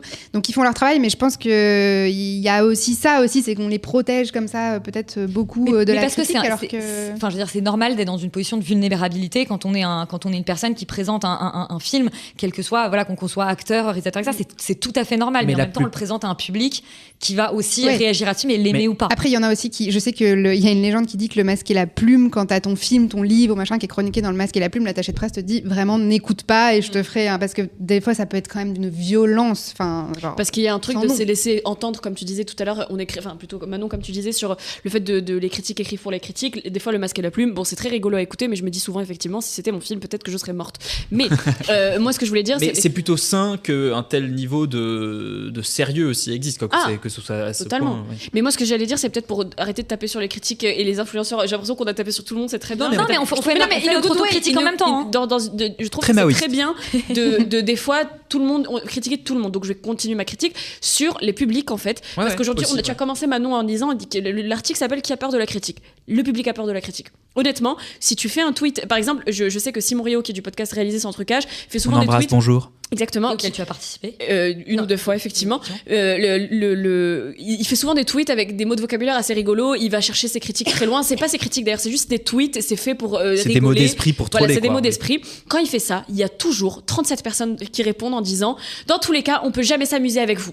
Il y a dans les commentaires de tous les critiques de la planète, il y a des gens qui disent pourquoi est-ce que vous pouvez pas juste nous laisser nous amuser en fait. You don't like fun. Vous n'aimez pas le fun en fait. Donc dès qu'il y a une personne qui critique un film, qui par exemple là, L'amour ouf, il y a une vraie division entre les gens qui le critiquent et qui sont considérés comme des snobs en fait, vous n'aimez pas la culture populaire, et l'inverse, les gens qui aiment, vous êtes bêtes, vous n'avez pas compris. Et c'est souvent comme ça, le vrai fossé entre les critiques et les spectateurs et spectatrices, c'est les critiques qui disent vous n'avez rien compris, vous êtes bêtes, et les spectateurs et spectatrices qui disent vous n'aimez pas vous amuser et vous avez trop la tête dans votre cul. Les deux sont des exagérations. Les deux sont des exagérations, mais je pense qu'on pourrait se retrouver au milieu, et surtout, j'aimerais tellement que en fait, qu'on arrête d'occulter le mot critique aussi. C'est vraiment un mot qui fait peur. Par exemple, je pense à la chronique dans la matinale de France Culture qui s'appelait avant Le regard critique de Lucille Como. Maintenant, ça s'appelle Le regard culturel de Lucille Como. Et elle ne fait plus des critiques. À chaque fois, ils lui disent ce matin, votre regard est sur. Et en fait, c'est une critique en vrai. Mais c'est juste qu'elle est obligée de mettre 35 guillemets autour parce qu'on a peur de dire qu'on va critiquer, parce que c'est un mot qui sonne comme négatif. Critique peut être positive. Et surtout, quand on critique un film, on ne vous critique pas vous. Oui, mais je pense que c'est le problème. Tout le monde doit un peu péter. Après, je pense que comme maintenant la critique justement est accessible à tous, il faut repenser ce que ça veut dire. C'est-à-dire qu'à l'époque, il y avait juste 4 justement revues qui sortaient et de manière hebdomadaire ou mensuelle. Je vais y arriver, je me fais un AVC. Et du coup, forcément, il y avait un sens et un pouvoir qui était rattaché à ce mot. Là, du coup, on en arrive avec des grands médias qui justement sont prescripteurs d'opinion, mais en fait l'opinion elle est partout, la critique elle est partout, et du coup je pense que c'est là-dessus qu'il faut un peu, enfin là on est dans une période un peu de chamboulement où la critique il faut qu'elle se réinvente et qu'elle se différencie justement des simples avis sur internet, et potentiellement effectivement d'aller dans des formats qui sont peut-être un peu plus éclairés que juste simplement de la critique véhémente. Ça peut être intéressant parce que ça différencie des avis des réseaux sociaux qui sont déjà très polarisés. Et lire, et toi qui es réalisateur Félix, tu lis les critiques qui sortent sur ce que tu fais, et oui mais et je veux dire, et tu les repostes sur Instagram. Bien sûr, et c'est aussi intéressant d'avoir, tu vois, ce regard et même effectivement des retours négatifs. Et j'allais dire, il y a peut-être le dernier truc, c'est aussi que là, on enregistre à l'entrepôt dans le 14e, on a tous des cartes illimitées pour aller voir des films. Moi, j'ai l'impression que quand même, on a cette espèce de devoir de se dire qu'il y a des gens qui nous écoutent, qui n'ont pas de carte illimitée, etc., et qui ont besoin de savoir concrètement dans quel film ils vont mettre 12 ou 14 euros.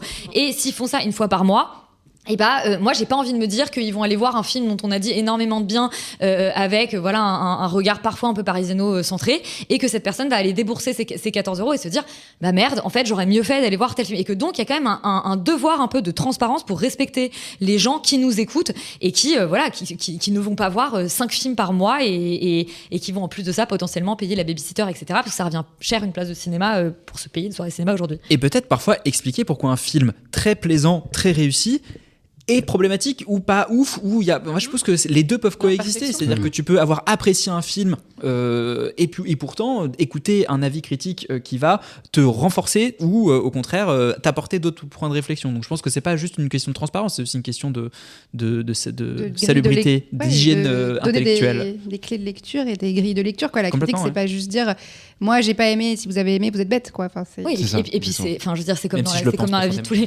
la vie de tous les jours, c'est quand même très agréable d'avoir un peu de confrontation et qu'il y ait plusieurs points de vue qui existent. Je peux conclure sur un tweet? Carrément. Il y a Matteo Maestracci, j'espère que je prononce bien, du service culture de France Info, qui a tweeté les blockbusters sur Twitter en 2 temps, les influenceurs qui ont pris les goodies, les popcorn et le Sprite offert au Grand Rex 1 heure après la projection, quelle épopée incroyable, le meilleur film de l'histoire du cinéma, à propos de Gladiator 2. Simon Rio 2 jours plus tard sur Twitter, hold my beer, donc gardez votre bière en main, parce que Simon Rio a fait un tweet où il explique que Gladiator 2 est horrible, il y a beaucoup de mots très rigolos que je vous invite à lire. Donc je pense que ça résume bien toute cette histoire, étant donné que effectivement la première vague d'avis sur Gladiator 2 était c'est génial, c'est une épopée, c'est dantesque, et puis après il y a eu les critiques. Et il faut quand même préciser que quand on allait au cinéma voir la bande-annonce de Gladiator 2, qui étaient quand même les personnes qui nous vendaient le film, des candidats de Koh-Lanta Samantha qui nous disait voilà, on est nous-mêmes un peu des gladiateurs, donc allez voir le film. Ça pose aussi des questions de marketing du film. Ouais, la première cote sur les affiches de Gladiator en France, c'était Énergie. Beaucoup de respect pour Énergie, mais c'est quand même pas le média ciné le plus. Et en fait, c'était les seuls qui avaient fait Gladiator, quoi. Ce soir, on s'est vraiment fait que des ennemis. En tout cas, non, mais justement, alors, je vais peut-être conclure là-dessus.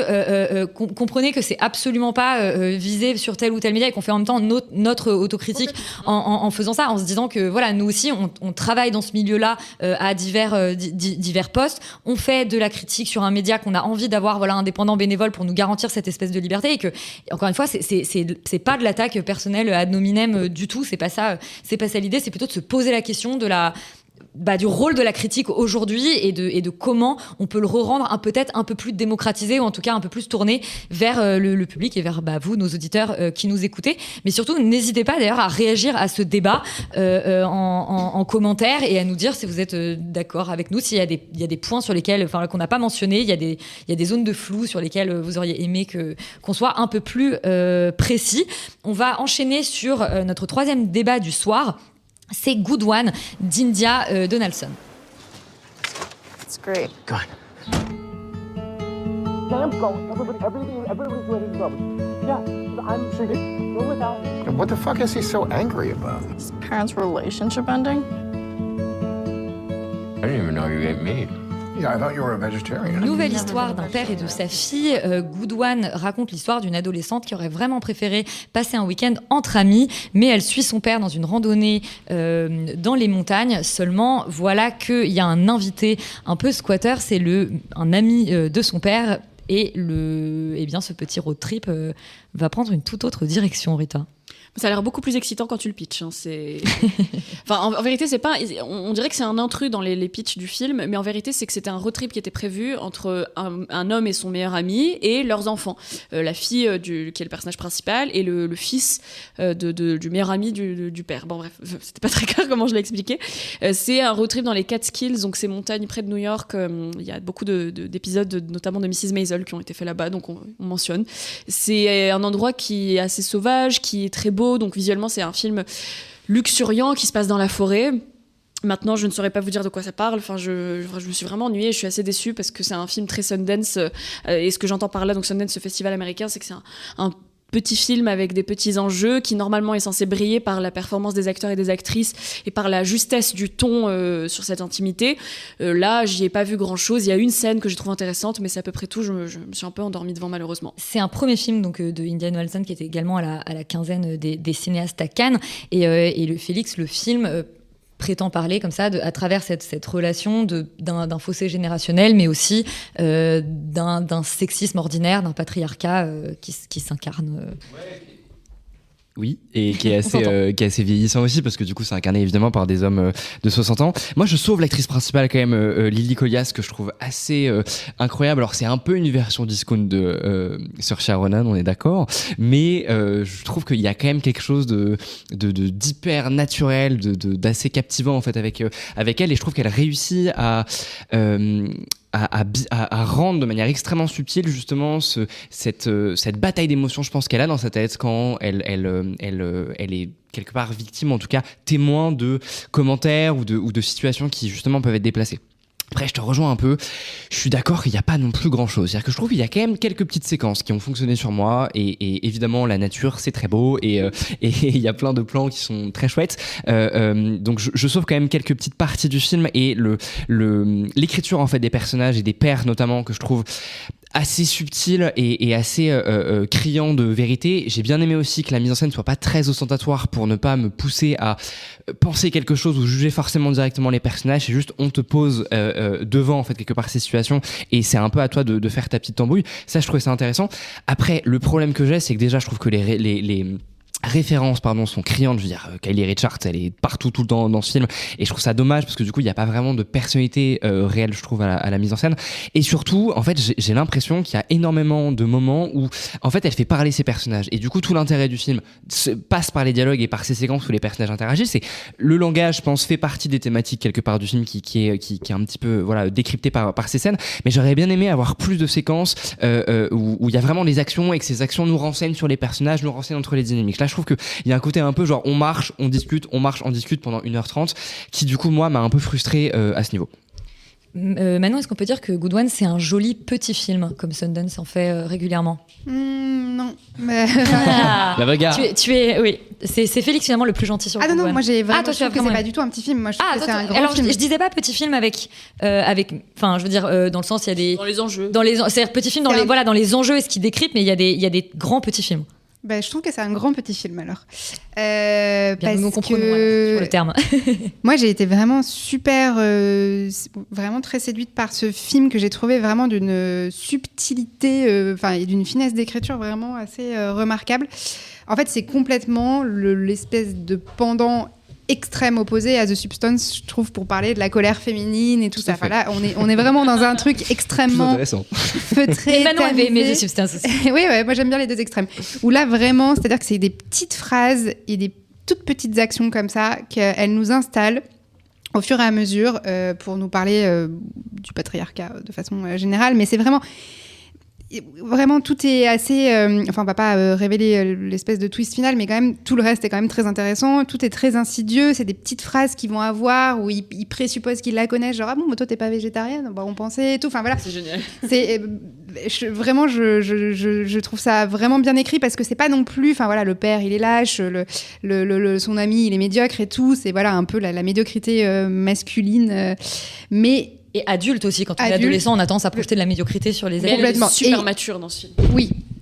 Mais ils sont effectivement assez médiocres, mais ça, quand même, c'est pas tout noir, tout blanc. On a quand même assez d'empathie pour eux, et ça illustre aussi un conflit générationnel, pas seulement homme-femme, mais une espèce de fossé comme ça entre ces deux générations. Et puis, je trouve qu'elle arrive quand même à orchestrer un suspense dans cette forêt où on s'attend quand même à ce qu'il se passe quelque chose de dramatique parce que c'est une fille jeune avec deux mecs plus âgés, ce qui n'arrivera pas. Mais juste, je trouve ça très intéressant de nous mettre dans cet état-là où on pense justement qu'il va se passer quelque chose de grave. Et moi, j'ai vraiment trouvé que c'était un film vraiment bien construit et bien écrit et bien mené. Et j'étais super convaincue. Si je peux juste carrément aller dans ton sens, c'est qu'effectivement, il y a des moments où je me suis dit pourquoi est-ce que je me sens mal à l'aise de cette jeune fille de 17 ans avec son père et son pote dans la forêt. Et bravo, parce que après je me suis dit est-ce que c'est juste moi parce que c'est le genre de situation auquel je pense parce que je suis une fille et que j'ai mais je pense que c'est assez réussi dans montrer qu'elle a encore le visage d'un enfant, début de corps de femme, ce truc un peu malaise où tu sais que des prédateurs peuvent s'y intéresser. C'est pas du tout le propos, c'est pas du tout ce que je suis en train d'écrire le film, mais je suis d'accord avec toi que c'est très réussi de nous montrer pourquoi est-ce qu'on s'est gêné de cette situation.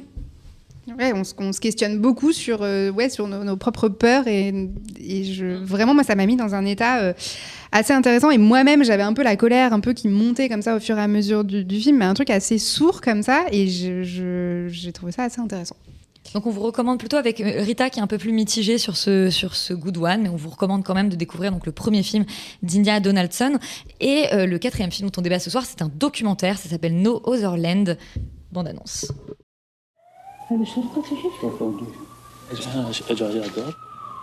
1,000 Palestinians face one of the single biggest expulsion decisions since the Israeli occupation of the Palestinian territories began in 1967.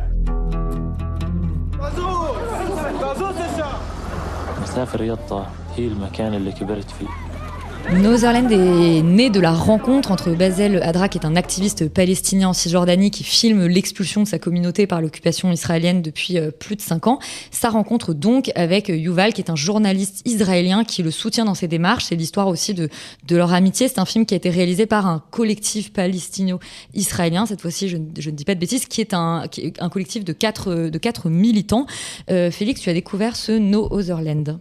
Ouais, tout à fait. Et que dire sur ce film, si ce n'est que c'est un film qui est nécessaire et qui justifie à lui-même quelque part l'utilisation du cinéma, parce que il est question d'image évidemment dans ce film. On comprend très vite que ces gens n'ont d'autres moyens de se défendre que de filmer mais des situations. En fait, c'est ça qui est assez rigolo, c'est que je trouve que en fait évidemment Ça se passe du coup en Cisjordanie et du coup cette nécessité de filmer est nécessaire parce que c'est un territoire qui est complètement écrasé, notamment médiatiquement. Mais moi, ça m'a fait vachement écho aussi à ce qui peut se passer dans certaines manifestations en France, où d'un coup cette espèce de violence étatique, on n'arrive pas à en rendre compte parce que évidemment que les médias se rangent du côté du pouvoir, et donc du coup sur les réseaux sociaux, on voit fleurir justement ce genre de contre-vidéo, de contre-point de vue. Et en fait, No Other Land, c'est complètement ça. C'est-à-dire que pendant 5 ans, ils ont filmé justement la colonisation simple et pure justement de territoires palestiniens, du coup par les armées israéliennes, la destruction des maisons et du coup évidemment pas la déportation des individus, mais en tout cas le déplacement justement de population. Et en fait c'est ça qui est extrêmement fort, c'est que je trouve que vraiment il y a une nécessité et une violence dans ces images qui évidemment pour le spectateur est nécessaire, parce que c'est très compliqué d'avoir un point de vue interne. C'est-à-dire que moi j'avais déjà vu des documentaires avec qui aborder un petit peu justement cette question, mais c'est toujours un peu filmé de loin. Enfin, c'est des images qui n'ont pas forcément de contexte. Là, il y a un contexte parce que c'est des gens qui vivent là-bas et qui évidemment organisent leurs documentaires, et on sent que les plans sont extrêmement bien choisis. Il y a une vraie construction filmique, je trouve, pour raconter justement ce témoignage-là. Et c'est ça que je trouve vraiment extrêmement fort. C'est-à-dire qu'il y a un vrai parti pris de montrer cette violence, mais de montrer de manière générale ce quotidien de ces gens-là, et de pas occulter non plus les moments de joie, par exemple, ou les moments justement dramatiques, etc. Et du coup, il y a une pluralité d'émotions qui fait qu'on n'est pas non plus que dans l'imagerie choc, on est vraiment juste dans une espèce de journal de bord, quelque part, de ces gens qui essayent de lutter, qui sont complètement invisibilisés. Et en ça, je trouve que c'est quand même un très grand film, et un film nécessaire, et c'est extrêmement important. Je trouve que ça démontre que le cinéma est potentiellement un des seuls endroits où les images peuvent encore circuler librement avec une vision d'auteur, et pas récupérées par tout un espèce d'équipage médiatique qui peuvent les évider un peu de leur substance, en fait. Voilà. Et ça me rappelle un film dont on a parlé récemment à ce micro, qui était Les Graines du Figuier Sauvage, dans lesquelles il y avait ce conflit générationnel autour des images officielles et des images sur les réseaux sociaux dont s'emparaient les filles du couple. Rita, j'imagine que tu rejoins pas mal Félix sur No Other Land, puisque c'est toi qui nous a recommandé ce documentaire. Exactement, parce que j'étais pas du tout au courant de son existence, et c'est les distributeurs qui m'ont envoyé l'existence de ce film, et bravo. Alors qu'il est en salle aussi. Enfin, il sort aujourd'hui. Il est sorti aujourd'hui. Le distributeur qui est l'atelier d'image et qu'on aimerait saluer. L'atelier distribution, mais qui dépend de l'atelier d'image. Et merci à eux, parce que chialade. En fait, tu as très bien dit, pour moi, c'est un film qui rappelle que, au-delà des chiffres, au-delà de combien de morts par jour, au-delà de toute cette horreur, il y a des gens qui ont une culture, en fait, et qui ont des musiques et une vie, et qui regardent TikTok, et qui vont à l'école, et que quand l'école est détruite, on va en reconstruire une, et qu'ensuite, quand on va nous prendre les pelles, c'est-à-dire que moi, c'est ça qui me... Ce film, il enrage, parce qu'en fait, tu regardes et tu dis à quel point c'est systémique et systématique. C'est-à-dire qu'on va non seulement détruire l'école avec tous les villageois devant qui regardent la destruction de l'école, ce qui est quand même, en termes d'image, il n'y a pas plus fort que la destruction d'une école primaire. Et ensuite, on va prendre les pelles et les petites pioches des gens du village, parce qu'on va leur interdire de reconstruire. Et on va trouver un moyen de rendre impossible l'appel juridique, en fait. Même si tu veux le faire par la voie correcte, même si tu veux aller au tribunal, tu ne vas pas réussir. Il y a un très beau film avec Iyam Abbas qui s'appelle Les Citronniers, je crois, où on la voit, pareil, se faire prendre ses citronniers par l'armée israélienne parce qu'il y a un colon qui va s'installer en face de chez elle, et se battre en justice, et montrer tous les échelons de la justice, à quel point ils sont difficiles pour faire reconnaître légalement et sans la force, en fait, sans la violence, ce genre de situation. Pour moi, c'est un film, au-delà de ce qu'il raconte et au-delà du contexte dans lequel il sort, c'est un film cinématographiquement parfait. C'est-à-dire que, en fait, j'ai même pas envie de vous dire film essentiel et nécessaire. T'as hyper raison de le dire, Félix, parce que vraiment, pour moi, ça fait partie de ce corpus de cette année qui est nécessaire. Mais surtout, cinématographiquement, ils ont eu un prix à Berlin pour ça. C'est magnifique comme image, parce que tu as quand même des fois où tu te dis, mais Bazel, comment est-ce qu'il fait dans sa tête? Parce que devant lui, tu as les mecs les plus armés de l'univers, et il court vers eux avec son téléphone et il dit, I'm filming you. Je vous filme, je vous filme, je vous filme. Et le mec dit dégage, et il insulte de tous les noms. Par ailleurs, insulte qu'ils disent, qui est Sharmota, qui veut dire en arabe pute, excusez-moi, voilà, qui veut dire fille de petite nature d'ailleurs, plus précisément, et c'est l'insulte préférée dans ce film, je ne sais pas pourquoi, des soldats israéliens pour les hommes. Ça n'a aucun sens, mais ça m'a... En fait, ce film, ça s'entend, je pense, ça m'a enragé, et m'a fait pleurer, et juste, voyez-le, c'est parfait. Et c'est pas... ne pensez pas que ça va être un film de guerre, c'est pas les propos, c'est vraiment juste un film, comme tu disais, c'est un journal de bord de personnes qui comprennent pas face à quoi ils sont, et qui essayent de se battre face à quoi ils sont. Avant juste de te redonner la parole, Félix, je voulais... Les citronniers que tu as mentionnés, c'est un film de 2008 d'Eran Riklis, qui est un réalisateur israélien, donc voilà, qu'on vous recommande de voir. Félix, je te donne la parole. Moi, le seul tout petit truc qui m'a un poil dérangé, c'est par moment l'utilisation de la musique, où je trouve qu'en fait, t'as pas besoin forcément de rajouter cette musique-là sur ces images, et que très vite, moi, ça a tendance à me les déréaliser. En tout cas, ça me renvoie à une pub à une campagne UNICEF, quoi, tu vois, genre, et plus du tout à une espèce de réalité tangible que justement le film a construit. Et surtout, un truc quand même qu'on n'a pas dit et qui, moi, personnellement, m'a glacé et qui fait que je trouve que la fin du film est assez dingue, c'est que tout ça se passe avant le 7 octobre. Mais bien sûr. Et c'est ça qui est génial, c'est que génial, non. T'as dit rigolo tout à l'heure aussi. Hein. C'est ça qui est très fort, c'est que justement il y a une espèce de tension entre les soldats israéliens et justement ces populations palestiniennes, mais en même temps c'est une tension qui reste pas pacifique, mais avec un peu de distance, c'est-à-dire qu'il y a personne qui se tire dessus. Et en fait, à la fin du documentaire, justement, quand d'un coup on bascule dans cette octobre, et là, c'est clairement d'un coup tout le monde va tuer tout le monde. Et je trouve que le film se finit là-dessus, et ça laisse une sensation d'amertume, sans vraiment spoiler, parce que je pense que le film vaut quand même. Non, bien sûr, mais je veux dire, vaut quand même le coup malgré cette fin-là, je trouve que c'est ça qui est super fort, c'est que tu te rends compte à quel point il y avait une espèce de tension, mais que maintenant, aujourd'hui, parce que du coup forcément c'était dans le passé, ça doit être complètement dingue. Et je trouve que ça permet il y a une espèce de renvoi comme ça de la violence au spectateur à la fin qui est assez impressionnant. Et moi j'aimerais juste mentionner que donc Yuval Abraham, qui est un des co-réalisateurs et qui joue aussi dans le film, parce que c'est lui, c'est le journaliste israélien qui devient pote mais vraiment ami avec Bazel, et on voit leur amitié un peu se construire sur des trucs assez cons comme la musique et le fait que l'un trouve que les goûts musicaux de l'autre sont mauvais. C'est vraiment très beau. Et en fait, ce genre de voix, je ne sais même pas si elle pourrait exister encore aujourd'hui. On a encore des activistes israéliens qui continuent à se rendre en zone occupée, pas à Gaza parce que personne ne peut se rendre à Gaza, mais qui continuent à faire exister ce genre de voix dissonante du discours politique officiel israélien.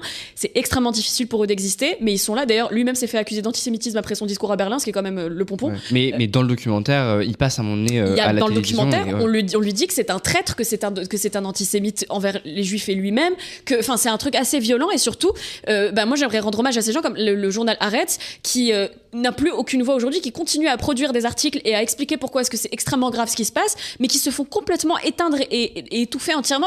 La télé israélienne aujourd'hui, c'est presque toutes les chaînes CNews. C'est vraiment, ils en sont à un point de désinformation et surtout d'information sans accès d'un seul point de vue, assez tragique. Et c'est très dommage pour ce qui est censé être la seule démocratie là-bas, quoi. Alors je précise quand même que Nozerland n'est pas distribué dans beaucoup de salles. Alors il y a notamment le Luminor, les 3 Luxembourg. On vous encourage évidemment à aller le voir. Maintenant j'ai l'impression qu'il est distribué qu'à Paris. C'est probable. Mais il sortira, j'imagine, un jour sur une plateforme. Peut-être qu'on vous le rementionnera à cette occasion. Probablement même sur Arte ou une chaîne télé. C'est ça, non, mais bien sûr. Oui, je disais une plateforme, pardon, mais t'as raison. Probablement Arte, peut-être Canal, je ne sais pas encore. On vous le rementionnera à ce moment-là dans les recos de la perche. Et ça tombe bien, puisque c'est le moment des recos de la perche. Perdons pas de temps, Salam Alek. Si j'en crois mes informations, le temps travaille contre nous. C'est bien ça, Jimmy ? Oui, à 100%. Alors voyons voir. Et Yuri, dans les recos, tu voulais nous parler de la rencontre entre Man Ray et Jim Jarmusch. Oui, absolument, car Man Ray, cet artiste surréaliste, photographe surréaliste, a également fait des films qui ont maintenant 100 ans. C'est le centenaire des films de Man Ray. Il y en a 4, Le Retour à la raison, L'Étoile de mer et Macbachia et Les mystères du château de D. Je n'ai vu aucun de ces films, je voulais juste vous notifier que ces 4 films ressortent en salle aujourd'hui. Ils sont réunis en un seul corpus, donc c'est un seul film, mais vous en verrez 4, et mis en musique, et c'est là où c'est marrant, par Jim Jarmusch, qui est aussi musicien à ses heures perdues, en plus d'être un plutôt bon réalisateur et quelqu'un dont la coiffure n'a pas bougé depuis 1983. Et donc il s'est attaché à mettre en musique ces films-là, et ils sortent aujourd'hui. C'est une curiosité, en tout cas je vous encourage vivement à y jeter un œil, et si vous n'arrivez pas à le voir en salle, si ça passe pas à côté de chez vous, n'hésitez pas à essayer de le trouver. Il a été produit, notamment diffusé sur Mubi dans d'autres pays, donc potentiellement vous pourrez le trouver sur des plateformes ou en achat, en VOD. Je pense que c'est un objet intéressant. En tout cas, moi je suis content que ça existe. Et puis c'est toujours bien de remettre au goût du jour des films. Des vieux films surréalistes qui en tout cas j'ai vu certaines images et c'est complètement fou, quoi. Oui, mais ça, en fait on connaît certaines de ces images sans forcément les relier effectivement à ces films que peu de gens ont vus. Félix, toi aussi tu avais une petite reco pour nos perchés. Tout à fait, alors changement d'ambiance. Moi je vais vous parler d'un film qui est disponible sur YouTube. Moi c'est toutes mes recos, c'est ça, voilà, grosso modo. Ça dure 55 minutes et ça s'appelle Rap World, et c'est réalisé par Danny Sharar et Connor O'Malley, qui est entre autres du coup un humoriste et un scénariste américain qui a gravité autour du SNL qui a bossé pour Adult Swim et qui est du coup aussi comédien qui joue du coup dans le documentaire, dans le film. Et justement, c'est un faux documentaire qui raconte l'histoire d'une bande de potes de la loose en 2009 qui se mettent en tête de faire un album rap pour faire quelque chose de leur vie. C'est vraiment une version dégénérée et trash du documentaire d'Orelsan pour le coup. On dirait, c'est complètement ne montre jamais ça à personne qui rencontrerait un film d'Harmony Korine. Voilà, on dirait que c'est Comment c'est loin. Là. Comment c'est loin qui est le film pour le coup fictionné de l'histoire de alors pour le Popstar Never Popping, Never Stop, je sais pas quoi. Bah il y a un peu de ça effectivement, et c'est un film qui est assez passionnant, je trouve vraiment, qui est je pense pour moi c'est c'est pas le meilleur film de l'année, mais c'est vraiment une curiosité très intéressante, passionnant sur la génération millennial justement post-Bush, qui a été vraiment gangrénée par le consumérisme, élevée avec internet, qui est extrêmement immature, perdue, qui veulent rester adolescents toute leur vie et qui sont contre l'establishment mais sans vraiment rien avoir à proposer à la place. Et je trouve qu'il y a toute une espèce d'étude sur le rapport entre les mecs, la masculinité, la virilité, la vulgarité, la débilité, qui est super intéressante et qui est vraiment dans la lignée, je citais Harmony Korine, mais de son travail par exemple.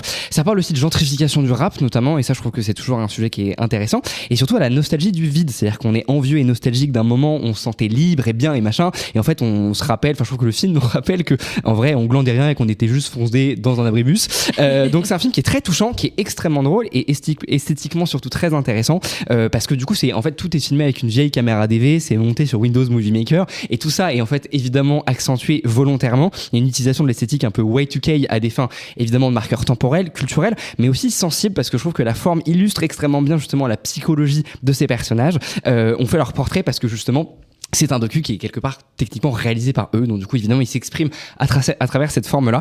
Donc voilà, je vous conseille vraiment de vous pencher là-dessus parce que moi j'ai été très surpris et je trouve que c'est vraiment très bien. Et on rappelle que ça s'appelle Rap World et que pour le coup c'est disponible sur YouTube, donc absolument partout.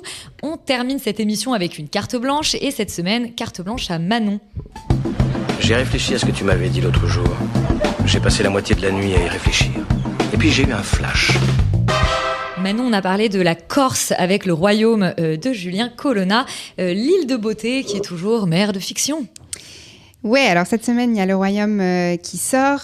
Il sort quelques semaines après À son image de Thierry de Peretti, et il sort quelques mois avant un film intitulé Le Mohican de Frédéric Farucci que j'ai vu au Festival de Saint-Jean-de-Luz, que je salue. C'est 3 bons films pour le coup sur la Corse, réalisés par des Corses qui ont été présentés à Cannes pour certains, à Venise pour d'autres.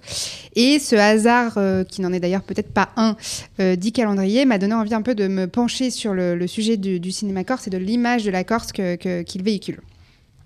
La Corse et le cinéma, ils ont un lien fort depuis longtemps, puisque l'un des films les plus importants de l'histoire du cinéma, Napoléon d'Abel Gance, a été tourné en Corse en 1925. C'est un film totalement monstre, pour lequel il a révolutionné des techniques, il a fait venir des milliers de figurants à Ajaccio, et il a permis à la Corse d'entrer dans l'histoire du cinéma mondial avec ce film-là. Depuis, des films tournés sur l'île, il y en a eu plein, qu'ils soient réalisés par des Corses ou que la Corse soit juste un décor de cinéma. Je fais un très très très rapide tour d'horizon, mais on peut citer beaucoup de films avec Tino Rossi. Il y a aussi une réalisatrice de documentaires qui s'appelle Marie-Jeanne Thomasy, qui a réalisé beaucoup de documentaires sur la Corse. Il y a les films de Thierry de Peretti quand même qui comptent beaucoup. Dans un autre registre, il y a les comédies d'Éric Fraticelli qui sont toutes tournées en Corse, il me semble. Voilà, j'en passe et des meilleurs. La Corse au cinéma, ça intéresse toujours. Je ne sais pas vraiment pourquoi. Ça intéresse les Corses. Les films corses, ce sont eux qui permettent aux salles de cinéma en Corse de survivre. Mais ça intéresse aussi les continentaux. Je pense que c'est parce que c'est une île qui a un très fort potentiel cinématographique en elle, dans son histoire, parce que c'est vraiment une île de la dualité. Il y a à la fois beaucoup de beauté et beaucoup de danger. Il y a beaucoup de contrastes parce qu'on a les touristes insouciants qui côtoient aussi des vies dangereuses et tragiques. Et tout ça forme une arène de cinéma assez folle et en fait un peu évidente. Et la Corse, en fait, a quand même pour vocation de compter sur l'échiquier du cinéma depuis longtemps, parce qu'en fait, je lisais que dans les années 60, il y avait eu un essai de studio de cinéma créé par un certain Francis Barretti qui avait acheté 500 hectares entre Bonifacio et Porto Vecchio pour y créer donc un studio de cinéma. Mais en fait, il est décédé avant et puis son projet n'a pas abouti.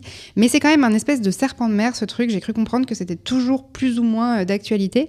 Et l'île développe quand même des infrastructures pour dynamiser un peu son industrie du cinéma et l'industrie du cinéma, parce que Coralie Farja, par exemple, a fait tout le mix de The Substance en Corse. Il paraît qu'ils sont très bien équipés en la matière.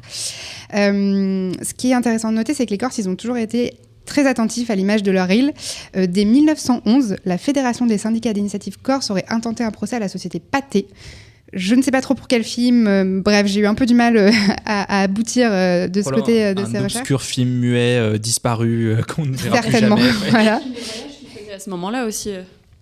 Et un film de bandits corse, à mon avis, parce qu'en 1920, ils remettent le couvert et il y a un certain docteur Zuccarelli, je ne sais pas qui c'est parce qu'ils ont tous le même nom en Corse, qui remet le couvert et qui saisit le syndicat d'initiative pour parler du problème du cinéma et les motifs de mécontentement sont en fait les mêmes.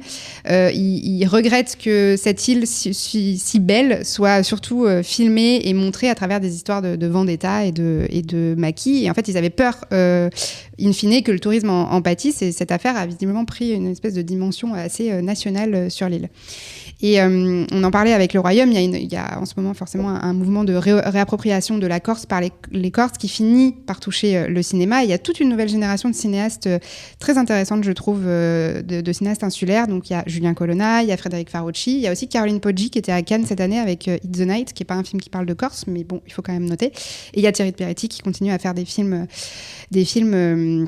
très bien, qui sont, je pense, pour eux, des sortes de catharsis un peu, pour parler de cette histoire contemporaine qui les a, en fait, eux, touchés. Parce que ce qui est intéressant de noter, c'est qu'autant Le Royaume que Le Mohican est à son image, ce sont des films sur la mafia corse qui ont tous un point commun, ils sont tous vus par des regards jeunes et des regards féminins. Et je pense qu'en fait, ces cinéastes, en déplaçant un peu comme ça leur regard, ils veulent maintenant évoquer en fait les conséquences de ces vies de grand banditisme sur les proches, sur les familles, et essayer de donner une image peut-être un peu plus réaliste à ces hommes pour moins les fantasmer, les sacraliser, les héroïser, comme ça a pu être fait au cinéma, mais aussi un peu dans les médias. On parlait de Julien Colonna, qui est le fils de Jean-Jérôme Colonna, qui a donc quand même subi dans son enfance et son intimité les occupations de son père. Et en fait, il m'expliquait, j'ai pu le recevoir en interview, et il me disait que le narratif corse a quand même beaucoup été traité par des continentaux jusque-là, et qu'actuellement, il constate effectivement qu'il y a une réappropriation de toute cette mythologie corse par les Corses. Et je pense que c'est une des raisons pour lesquelles on a cette vague un peu de bons films corses qui nous arrivent, parce qu'en fait, c'est des films qui sont personnels.